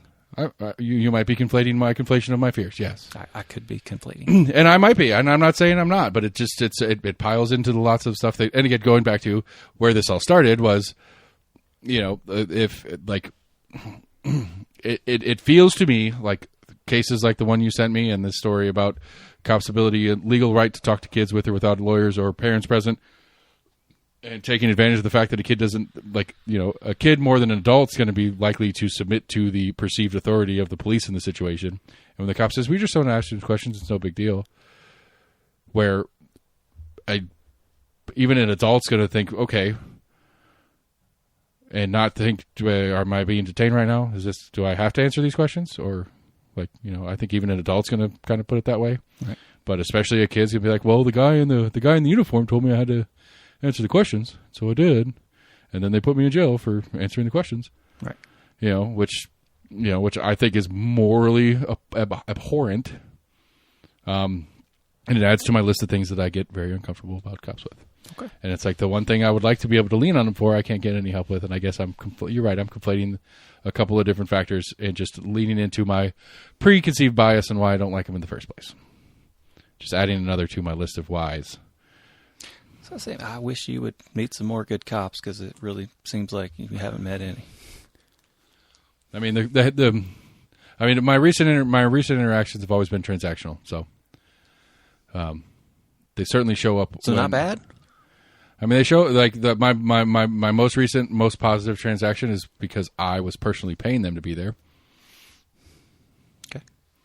But or I'm negotiating the terms in paying him or them and or their friends to come work for me for a day. Okay. I mean, I did. I don't know. Yes, I would love any police officers listening. Hit me up. We'll do a show. almostagreement@gmail.com. I'll talk to anybody. You don't give a fuck. Yeah. Because see, this is so to confirm a scenario to confirm why cops suck would be cop comes in here, hangs out with me, drinking beer, I get real hammered, and when I politely walk up to the front door to escort him out to his vehicle to leave, and I step outside, he arrests me for public intox. But these are the jokes. No, and honestly, to be fair, like the one major incident I ever had with police was my public intox, which had they felt like being assholes, they could have made it a DUI, or they could have tried to make it a DUI, and they could have made it worse. They could have been a lot worse than it. It could have been a lot worse than it was, given the situation, and I wholly acknowledge that. I appreciate you, and I acknowledge that public intox was one of the best things that ever happened to me. So, go out and get your own. No, don't do it. Please don't. Jesus. Just kidding. Don't do it. Y'all gotta learn something. You gotta learn for yourselves. Don't do like me. Just don't get in trouble. Then the next one. I mean, it's a game day. I got a public intox. Everybody, you're not living. You're not a UT fan if you haven't got a public intox on a game day. Shit. That's right. Game day today. If you listen to it right. when it comes out. You're on your way. You're pre-gaming with the pre-game with the podcast, people. What time's the game tomorrow? I remember how to 12:45. It's gonna be hotter, and damn it, get off the road. It's gonna be a great day. I'm gonna beat the shit out of our neighbors, Chattanooga. I should hope so. We better. We better. So Scott with Compass is a big Bama fan, and we ended up having a little bit of football talk or sports talk today because White, what's his name? The AD, the AD, he got a contract extension. Not new, yeah. His contract extension came through, and it's significant. Which, I mean, there's some sort of ranking thing that they do for college athletics, where it's like total program, and UT was like top 3 in total athletics across all NCAA schools. As far as like rankings? Yeah. Oh, okay. Yeah, but it's like it's total athletics, and so it's like football, baseball, basketball, track, like all the different sports. Right. Like there's some weird math thing that they do that they shove all the sports together and they come out with a ranking system. And UT is one of the best schools in the nation in sports. So our baseball coach is now the highest paid college baseball. That's how coach. he should be, national champion. Did we win the national championship? Yeah, I know we went to. I can't remember if we won it. Yeah, I was out of town. That was the week I was out of town. I thought it was like a 2-game series or something. I was trying to keep up with it, and I saw like we had lost a game, which apparently that wasn't the national championship game I was looking at. We lost the SEC championship. I don't remember what it was. It was weird. And so the way the baseball tournament works is it's a double elimination tournament. I think maybe that's what it was. Maybe And I so saw the first game that we had lost. I'm like, oh, well, that's it. Right. Well, no, because we lost because we ended up being a 3-game. We ended up playing the same team 3 times in the tournament because of the way the double elimination works. We beat them early in the tournament. They went down to the loser bracket and won the loser bracket, so they already had one loss. And so the finals was we hadn't lost any up until we played them again. Yeah. Okay. Anyway, and so we were 1-1 against UT them. department. Yeah, but yeah. Anyway, UT is one of the best sports schools in the nation, and our athletic director is getting paid accordingly. I think that's appropriate. But Scott started talking about Alabama, so I didn't interrupt the Compass podcast to talk about UT, and agree with Jesse that we just go Nico. We don't say the rest of that guy's name. We just say Nico. His whole name's too much. Okay. It's a tough last name. He's Polynesian. Yeah, I've seen it and I've heard it said. I'm not. Yeah. I don't want to disrespect him. Yeah, so I just go. I'm just going to go with Nico again. Like I said last week, I think a 10-2 season. I think we might sneak into the 12. I think we should make the 12. Alabama's the question mark. I think Oklahoma. I think we beat Alabama. We lose to Oklahoma. Lose to Georgia. And I think we only lose to Oklahoma because we have them in week 3. I think Oklahoma is going to get beat down by the SEC. They just haven't gotten beat down by the time we play them. That's my take on it. Interesting. But yeah, national champion baseball. I think we made like the Elite 8 or Final 4 this year in basketball. In men's basketball, we made it deep in the tournament. In ladies basketball, our softball team's good as usual. Our track program's great. Our swimming program's pretty good. So yeah. Oh shit. What's going on? I'm freaking out. My targeted ads are giving me pregnancy tests. That's not okay. It happens. We can help. That's not okay. Wonder what they can help with. Hope Resource Center. It's a pregnancy center. Yeah, well, it's in Knoxville, so it ain't an abortion clinic, that's for sure. All right, anyway, I just charged you like 10 cents for clicking on your ad. Did you actually get a chance to read through the story I sent you about Kamala? Yeah, I told you I read it like a couple weeks ago. Oh, yeah, it that's came right. out. Yeah. Okay, so couple different things going on. So to answer your actual question on my law enforcement diatribe, I'm going to do what any good citizen does and get politically active on it. I'm going to try to build a coalition of neighbors and businesses to demand that KPD puts more energy and effort into our neighborhood to help us do it, as well as the city of Knoxville. Lauren Ryder's termed out, and so I'm trying to figure out who's going to run to replace her in that seat. Whether it's a district or a region by then changes depending on what the election does with that whole election referendum that they've got in this cycle on whether we have all at-larges with regional residences or we go to what a normal system would be. We have district. Will it change if it's voted for on this election, or is it one of those things that has to get voted for on like 2 consecutive elections? No, it's done. It'll be done. It'll be done next city cycle. So already next been year. voted for. No. The city's done their part. The city council has done their part to get it as a ballot referendum. Okay, so In it'll be on the November, ballot in right? It'll be on the ballot in November. But no matter what, the 25 city cycle will change in one of 2 ways. Way one being it's what the city has proposed and is will be the ballot is vote yes for this, and we will have all 9 city council members be at large elected. But 6 of them have to live within these new regions, and those regions will be identical to what we now call districts. Or it will revert to what the state is trying to force upon them, where all 6 districts will be district primary district election, with the 3 at-larges being at-large. But if you're in District 6, you don't get to vote in the District 2 general election, which is the way it should be to me. But whatever, I'm not a city resident. I don't get to make a choice on that. But city people, you get to make that up. When we get the language on that, we'll talk about it because it's going to be – we'll see how it's worded when the city law department puts the actual wording of the ballot initiative together. But so, if you're running for – if you are the Region 4 – if you're interested in Region 4 in the city of Knoxville, you're going to have to come through me. That's the goal here. That's what I'm going to try to push for. I'm going to try to seek an audience with the mayor. I mean, again, it comes back to the point. The point of what I'm trying to do is I'm not trying to hassle or get rid of bums or anything like that. Homeless people exist. They have to exist somewhere. Some of them are going to exist in my neighborhood. It is what it is, which I hate that phrase, but I'll say it because it's true. But what I want is that little commercial block of that area of the city to start getting some actual city attention, like Market Square, like Old City, like Emery Place, 4th and Gill has gotten in the recent past. Like, we've got a multi-million-dollar sports complex going into the edge of the Old City. The Old City went from this rundown shithole not that long ago into a pretty nice, clean, happening place. Market Square went from a ghost town to you can't walk down there on a Tuesday afternoon and not have a couple hundred, if not 1,000 people walking around in Market Square. I want that. That's all I want.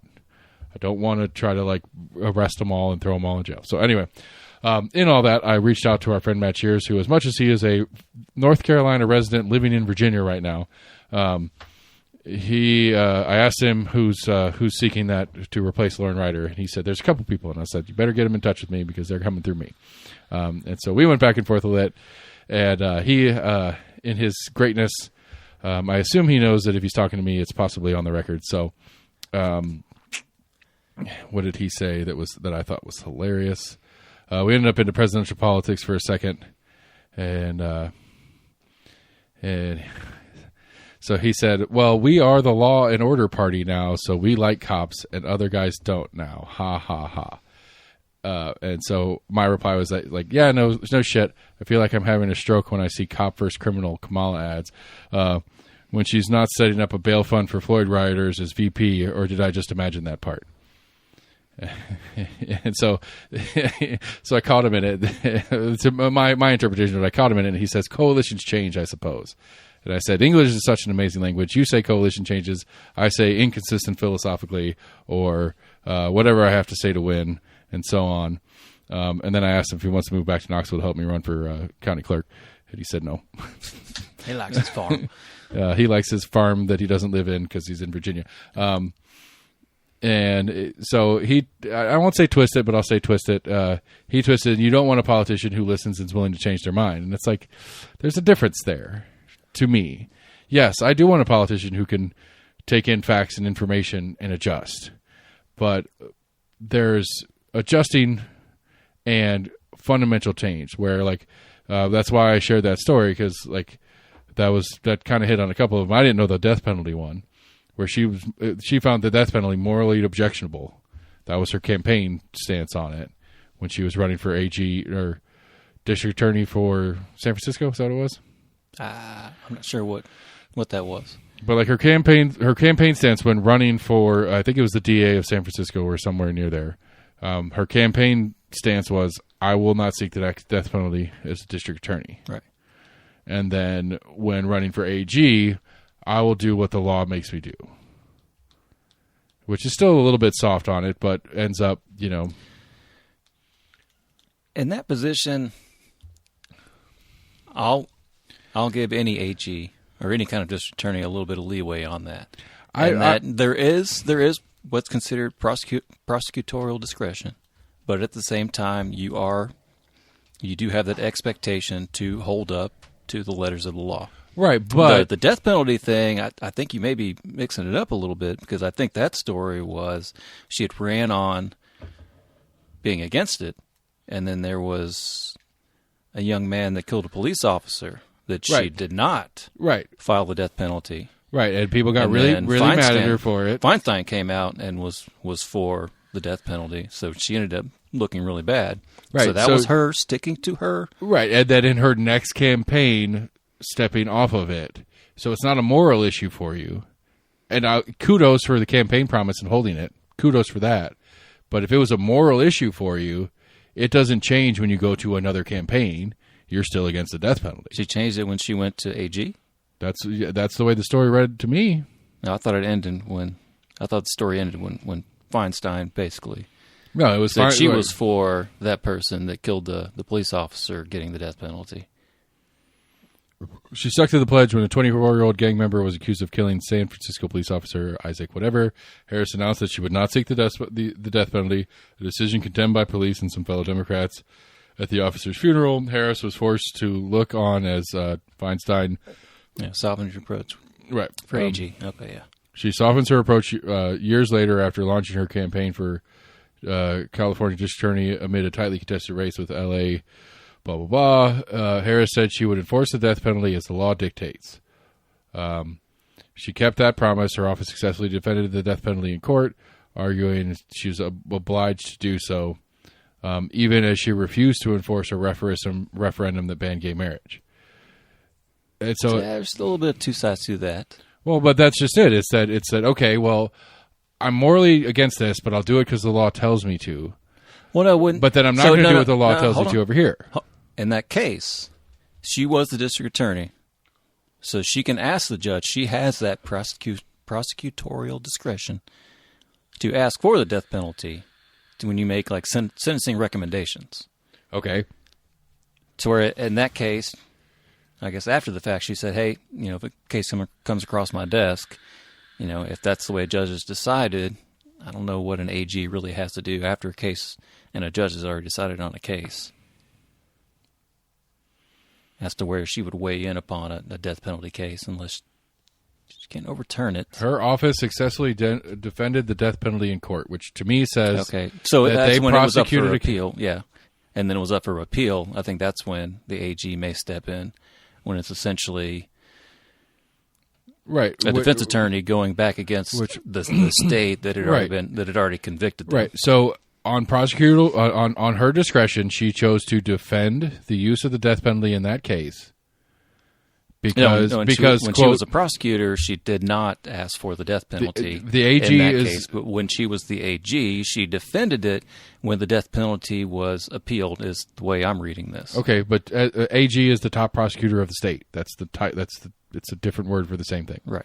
She's still the top prosecutor, and yes, she didn't Right. actually. She didn't as actually the AG, bring it. You have to defend state laws. Okay, exactly. And so That's where you don't have prosecutorial discretion. except she refused to enforce a law banning gay marriage. Right. And that's where I was saying I can see where there's definitely two sides to that. So if your argument is I'm against the death penalty, but I have to do it because the law says I have to do it, okay, understood. But then you don't do something else that the law says you have to do because you're going to use your discretion. That is an incoherent argument to put together. I mean, again, this AP story is like a general version of what I've been talking about. Like, she has no stance on anything. She has no philosophical groundwork that she runs upon. All right, where's your hit piece on Trump? Trump's a piece of shit and shouldn't be president either. Okay. I thought we covered this part in previous episodes. Just because I hate Kamala Harris does not mean I like Trump. Just seems like you're singling her out in this point.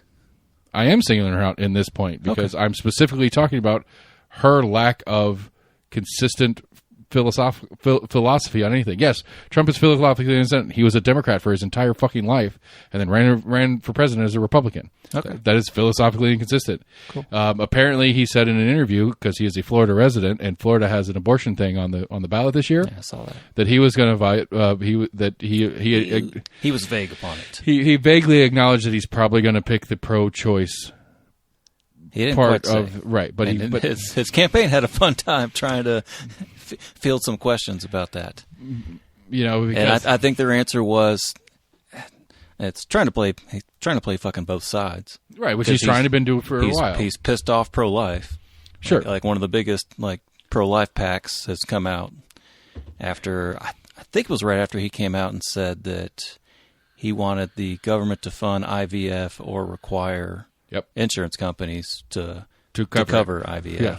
I think that was when that was a funny take. Crystal made a funny take on that on Breaking Point. She goes, "Well, maybe we'll eventually get to a Medicare for all system, just one procedure at a time, and this would be one more. Like IVF would be one more of the one procedure at a time, or one body part at a time. I think is what she said. I think that was when he started to lose, or supposedly started losing support of like one of the biggest pro-life PACs out there. All right, so I'll take your stance on it and go, well, if you're a pro-life person, you're not going to vote for Harris either.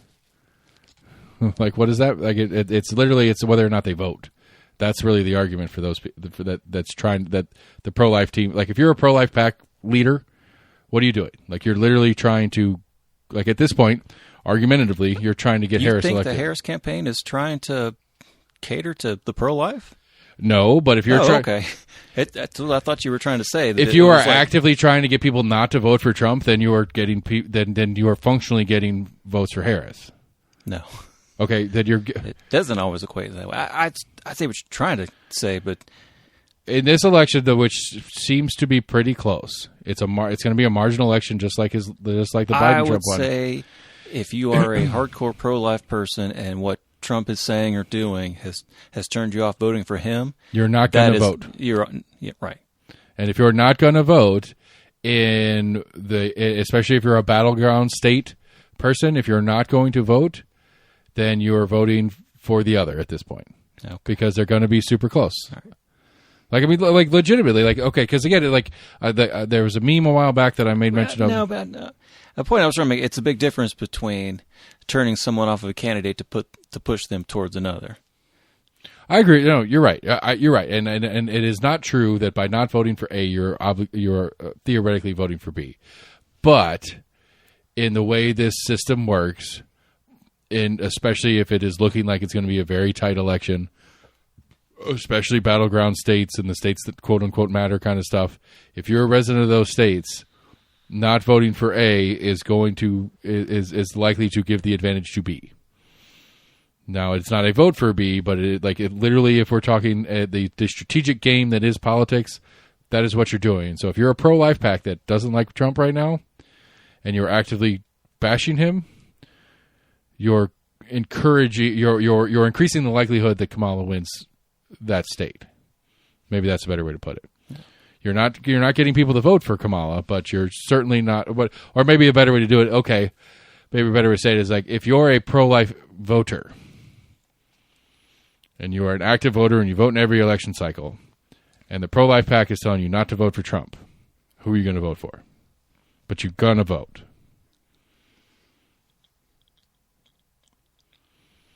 Don't know what other parties are on the ballot. I think with the likelihood, depending on what state you're in, but with the likelihood, you've got Green Party, which is pro-choice. I don't know where what's-his-face is. RFK Jr. is off the ballot, or maybe not, depending on the state. Sorry, go ahead. But, I mean, it's Trump, Harris, Stein, Cornel West, and maybe RFK, because you may or may not get pulled off the ballot in time. Yeah. So, of those 5, and you are a pro-life person. I'll probably just leave it blank. Right. But no, I think, if I remember correctly, from what I read of Trump's comments about how he would vote in Florida, he didn't say specifically how he would vote, but he basically said that he thought that 6 weeks, which I'm not sure exactly what the referendum's on, but he basically said that he thought 6 weeks was too short and that he was for some exceptions in rape or incest. Right. Which, to his campaign's, credit to their explanation, was not saying that he would vote, because, like I said, I don't know what this referendum... Right, the specifics of the referendum. I think it was for either, maintain... Because the 6 week is the current. Overturn. Right, the 6 week is the current, and what it defaults to if they abolish the current is the question. Right. So he wasn't necessarily saying that he would vote, how he was going to vote in the election, but he was kind of putting his thoughts out it doesn't matter on how he feels. But it also turned off a lot of pro-life people of him putting out some of those facts. Right. So yes, to equally. But I thought it was fun him trying to play both sides. I mean, and he's been trying to do it for a while, but just to try to make sure that I equally cover the inconsistency and or hypocrisies from both parties. Yes, Trump is an inconsistent hypocrite as well as. Okay, sorry. Kamala. This is like the second time I've heard you try to go after Kamala and changing positions. I'm like, okay, sure, yeah.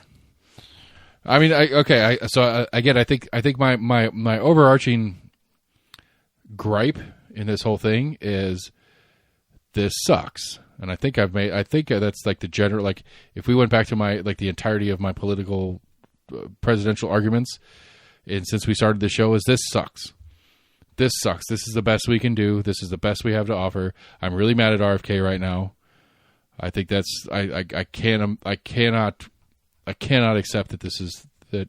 I just like it. This just fucking pisses me off. Have a fucking chance. No, he didn't have a chance, and I didn't expect him to have a chance.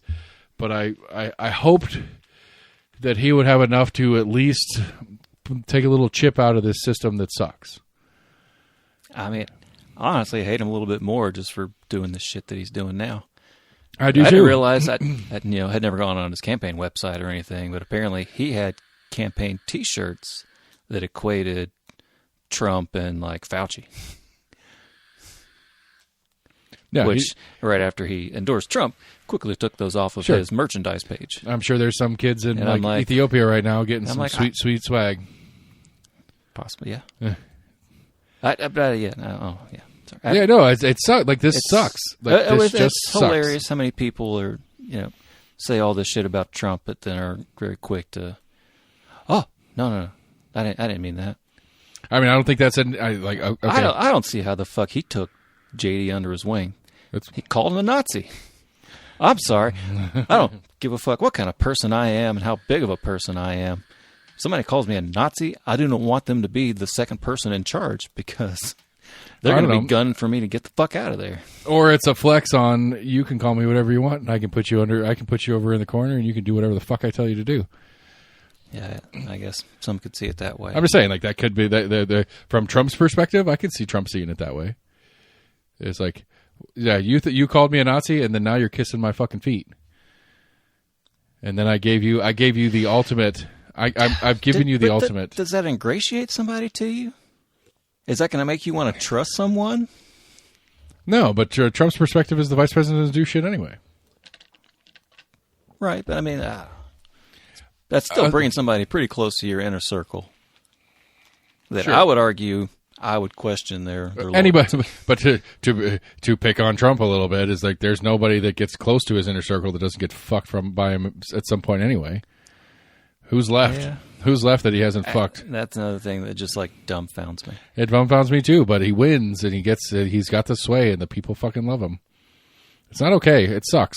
No, I guess I understand like how a lot of people don't see how many people were that close and that quickly got turned away. I mean, I'll easily say, I will tell you exactly I will tell you what it is, but you don't like it either. What is it? It's people like me who are so fucking over this machine bullshit that as much as Trump is a piece of shit and he's worthless and sucks and blah blah blah blah blah blah, at least he's not one of them. That's been the appeal to so many people for Trump from the beginning, and nobody seems to be able to even begin to reckon with that idea. One of them. I'm talking about actually looking at, like advisors and like head people that were close and were integral parts of the administration that were either thrown to the wayside or thrown in jail or both. Yeah. A multitude of people that came out and were like, I am not trying to disagree with you. That was a fucking shit show. I'm not trying to disagree with you right now. You just turn around and say, like, well, those are people that are just like me that think he's not one of them. Does that give you reason to overlook the fact that people that were that close to him after the fact were more than willing, and you could say maybe they were just scorned lovers or whatever. Sure, and came out and were like, and I will holy counter, shit. And I will counter with how many people in Kamala's staff as VP left her employ complaining about the shit show that was working for her in her office. How many? It's a significant sum. She went through 2 chiefs of staff. Huh? Vice presidential chiefs of staff? Yeah. Who were doing what? I don't know. Enough that working with Kamala was enough to quit doing a do-nothing job, I guess, if it's not doing anything. Okay. Okay, I'm making shit up again. You're right. I'm not saying you're making shit up. I'm saying don't want to discredit the office that is, but the vice president doesn't do shit. No, I mean, not the vice president. I mean, the vice president's chief of staff. They have a whole staff. I understand they probably have a whole staff, but when the fuck did you ever hear about Mike Pence's chief of staff? I don't know. Maybe when Biden was vice president, how often did you hear about vice president's chief of staff? You didn't, because apparently it was a do-nothing job, and everybody just enjoyed the fact that they didn't have to do anything. But apparently working for Kamala Harris was not worth doing nothing. Okay. For a number of people in her staff. I hadn't heard anything about this. She went through a couple of comms director. Another story that I would love send me whatever the fuck you've read on this. Okay. But, I mean, name me any other administration that has that much high turnover rates of major, like national security, secretaries of state. I mean, tell me what other administration had that much of a turnover and that many people that came out and were just like, that motherfucker was crazy. So say what you mean right now, People who support Trump are fucking dumb. Just say it. No, that's not what I'm saying. That's what you're saying. They're too dumb to realize that all these things happen for a reason, and if you can't figure out why he can't keep decent staff around, or all the people quit or get fired or get thrown in jail and come out saying shit about working for him, if you can't see that for what it says about him as a leader and you continue to support them, you're an idiot. No. How is that not what you're saying right now? I'm wondering how those facts can be overlooked. I'm not saying they're an idiot for not looking at those facts. How those facts can be overlooked? The only way I could logically think, the only way you can overlook those facts is the cult of personality, which Trump does have, and or you're too dumb to notice how ridiculous what's going on. I think it's just more of the news cycle. There's not that realization. Like, I forget on how they're like, oh shit, like that president had like 3 chiefs of staff or whatever. I think some of it's just the news cycle. We don't realize like a lot of these things that happen. I mean, you and I are like talking said, about it because it exists, and we know it exists. People have joked that like, a lot of people don't even know who the vice president was at a certain point. Even like of a current administration, a lot of people are like, who's the vice president? Like, oh, I don't know. Right, before That 6 weeks ago, there probably is that level of ignorance, okay. willful or not. Okay, so stupid, ignorant, those are synonyms most of the time. There's a big difference between the two. Okay, I all right.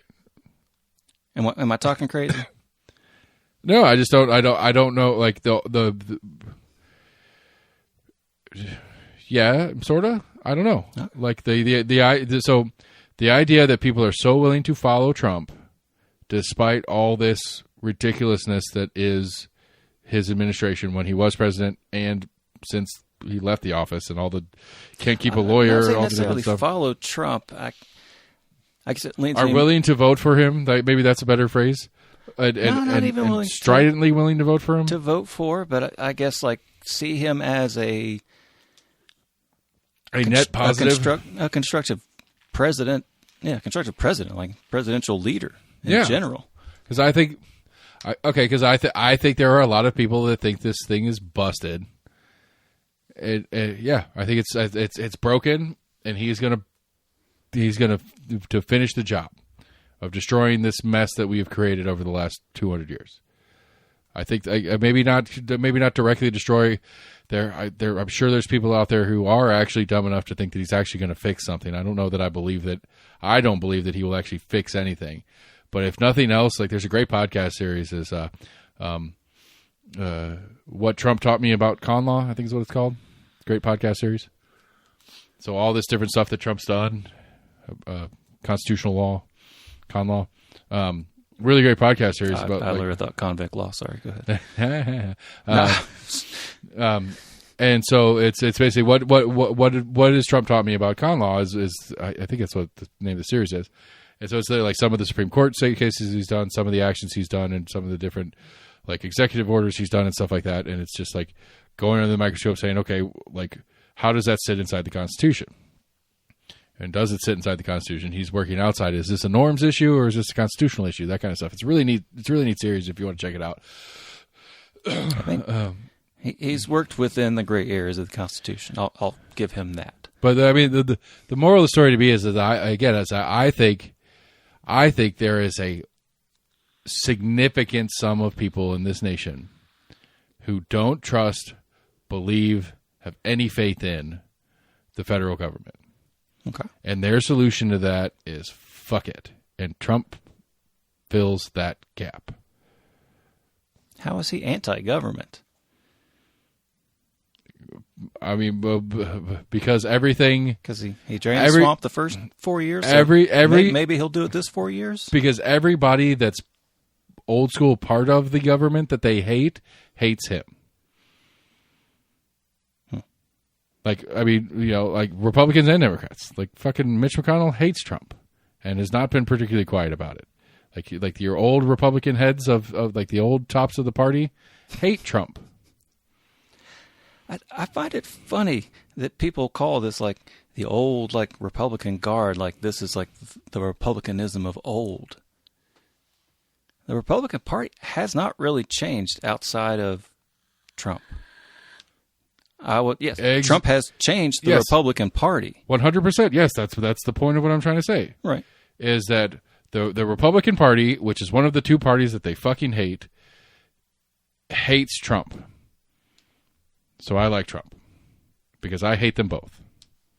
That's the simplest mindset I can try to draw this out to. So are the Trump followers a separate party?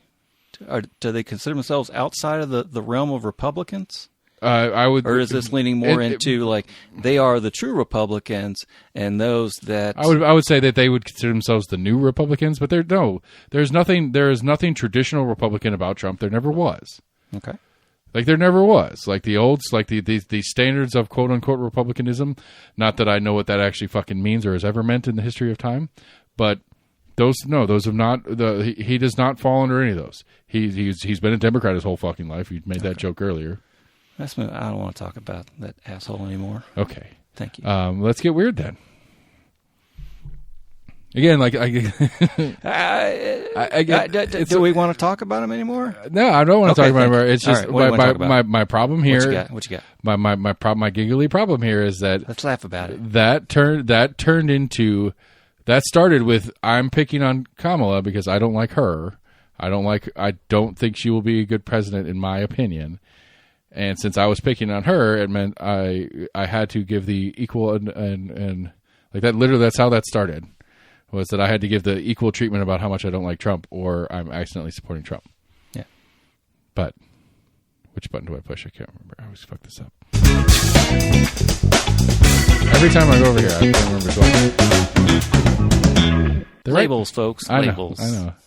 No, labels are bad. We're all people. I don't believe in labels. Yeah, like what, 6 buttons? 4? 3? Really, it's only 3, but yeah.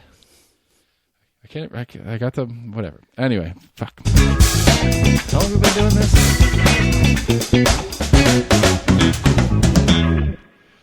Too long? Long enough? Not long enough.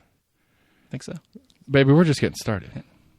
An Israeli boy who broke an ancient jar learns how the museum is piecing it back together. I saw this story a couple days ago. I guess it's like recent. Please tell me more. I want to learn more. So, 4-year-old. 4-year-old. Quattro, for you Spanish speakers out there. Let's see. Peruse the Israeli Museum's ancient artifacts. Let's see. I guess maybe that was his mom. Looked away for just a moment, and a crash sounded. The 35-year-old 100 jar was broken on the ground, and her son stood over it. 35-year-old 100. Did I say that? You did. Sorry. 3,500-year-old. 3,500. Sometimes I read faster than my words work. Dyslexia is real, people. I didn't read it backwards. You didn't read the word part right here. See, Bronze Age jar that her son broke last week has been on display at the museum for over 35 years. Let's see here. The only containers of its size. It was one of the only containers of its size from that period still complete when it was discovered. Likely used to hold wine or oil, dates back to between 2200 and 1500 BC. It is before Common Era. Let's see here. Wait, what is it? I don't. What does BCE mean? Before Common Era. I thought it was before Jesus. What happened to the? I thought it was before Christ. No, the world doesn't recognize Christ. I think they do. The entire world doesn't recognize Christ. Not as a factor. Not as a factor for setting time. No. I mean, we do. We just changed the name because certain people don't want to. Right. I don't disagree with it. I'm just giving you shit. I know. I'm just fucking around. I knew what CE and BCE meant. It actually just says BC. I just decided to be a jackass. Say that it was before Common Era. Anyway. I mean, there is some jokes in there because it's an Israeli museum and they don't believe in Jesus anyway. Like, I got where you're going for. Like, I see the punchline here. Work it together. These are the jokes, people. Stick around. It stays funnier for longer. They recognize him as a person, but they don't recognize him as a savior. On this week's of the Talmud. Let's see here. I was certified because I didn't realize. Let's see, my family lives, blah, blah, blah. There was a lot of kids at the museum that day. And he said he heard the crash. He prayed that the damage had been caused by someone else. Oh, When he believed in turned around Jesus. and saw it was his son. He was in complete shock. So the museum brought him in and made him put it back together. That's what I was trying to find. It sounds like maybe they had invited him in, because I saw a story like a couple days ago. That basically, we're like, hey, we understand that was an accident. They weren't, going to file charges against him or anything. I mean, if he was in the Philippines, they'd whip him with a cane. It's possible. Let's Well, see. good. I'm glad they didn't torture a child for a simple mistake. Let's see here. A restoration expert at the museum said repairs would be fairly simple, as the pieces were from a single complete jar. Archaeologists once faced the more daunting task of sifting through piles of shards from multiple objects and trying to piece them together. Like that, I like I watch archaeology shows from time to time, and that blows my mind. Yeah. Where they'll go through and it's like grave goods, Right. and so they have a grave that has a body in it, and then has like necklaces and stuff on them and a sword. That's all cool, but then there's all these little jars that have been crushed, and they're all mixed together, and they have it all spread out on the table. And it's like, okay, here is a white jigsaw puzzle, but not just one, 7. Right. And we don't know if we have all the pieces to all of them. Put it back together. Yeah. Good luck. Saw something on it was like a Mesopotamian clay tablet that somebody had found a small piece, and it was actually a larger piece that was on display at the London Natural Museum of History or whatever, one of their main. Did you watch the video? I sent you that video, right? Maybe. I don't know. Oh, God. I sent it to you on Facebook, and I know you don't check your Facebook Messenger. Yeah. But somebody had found a small piece, and it actually happened to fit the main piece that was on display. That's It pretty was awesome. some small, maybe half inch to 3/4 of an inch. That's pretty amazing. triangular piece, but it actually fit the main piece that was on there. And I think it was an earlier tablet of the Epic of Gilgamesh or something like that. Nice. All right, get weird one more time. Let's get it. Oh, let's see here. Japanese bomber plays theme to Jaws while flying over Pearl Harbor. I just made that up on the fly. You're welcome. Let's see here. Dodgers and a dog. And an ostrich brings traffic to a halt. Wow. There was a marijuana-related one. I'll probably get angry about that one. Baseball? Baseball. All right. Hot dog dogs. Here we go. Danny Jansen plays for both teams in Blue Jays Red Sox game in MLB First. Say it again. Danny Jansen plays for both teams in Blue Rays - Red Sox game in MLB First. Okay. Plays for both teams in one game? Yep. This isn't recent. I think I know the story. That was recent. What had happened was... There is a crazy one. Okay, go ahead. What had happened was... You see... I want to say it was a rain delay or something in the initial game that those two teams were playing, Yeah. and he ended up getting traded, that game got stopped. Right. Got postponed. Part of the way, yeah, it got right. He postponed. got traded, and the makeup for that game was later in the season. Right, and I guess they're getting ready to do it or have done it, so he has to go back and play There's on a the other ver- team to finish that game. There's a version of that, and this is how long baseball's been around. There's a version of that happened a few years ago, where not only did he play for both teams technically in the same game, he was at bat when the delay came down and replaced the catcher when the game restarted. So he went from catching. He literally was at bat and catcher on the same at bat. Wow. And there was some weird, they had to go deep into trying to figure out the rules on, you're supposed to have the same lineup for the makeup game or for the continuation of the game. And it's you traded the player, so the different guy subs in for this guy. But the fact that he was the same thing, I've seen there's been some fun ones on that one. Oh, there's a little addendum. He batted for both teams in the same inning. Yeah, I think that might be the same one. We might be putting the same story together. Oh, yeah, this one's recent, yeah.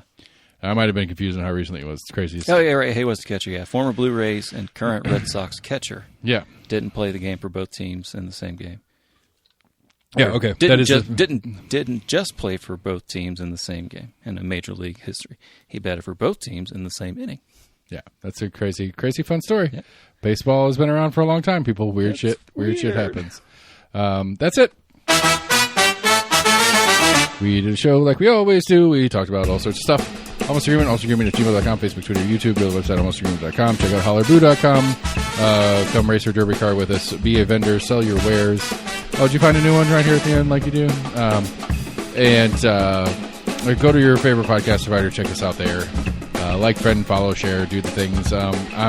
We're working on trying to schedule Jennifer Owen for our crazy long. It might be like a 6-hour epic.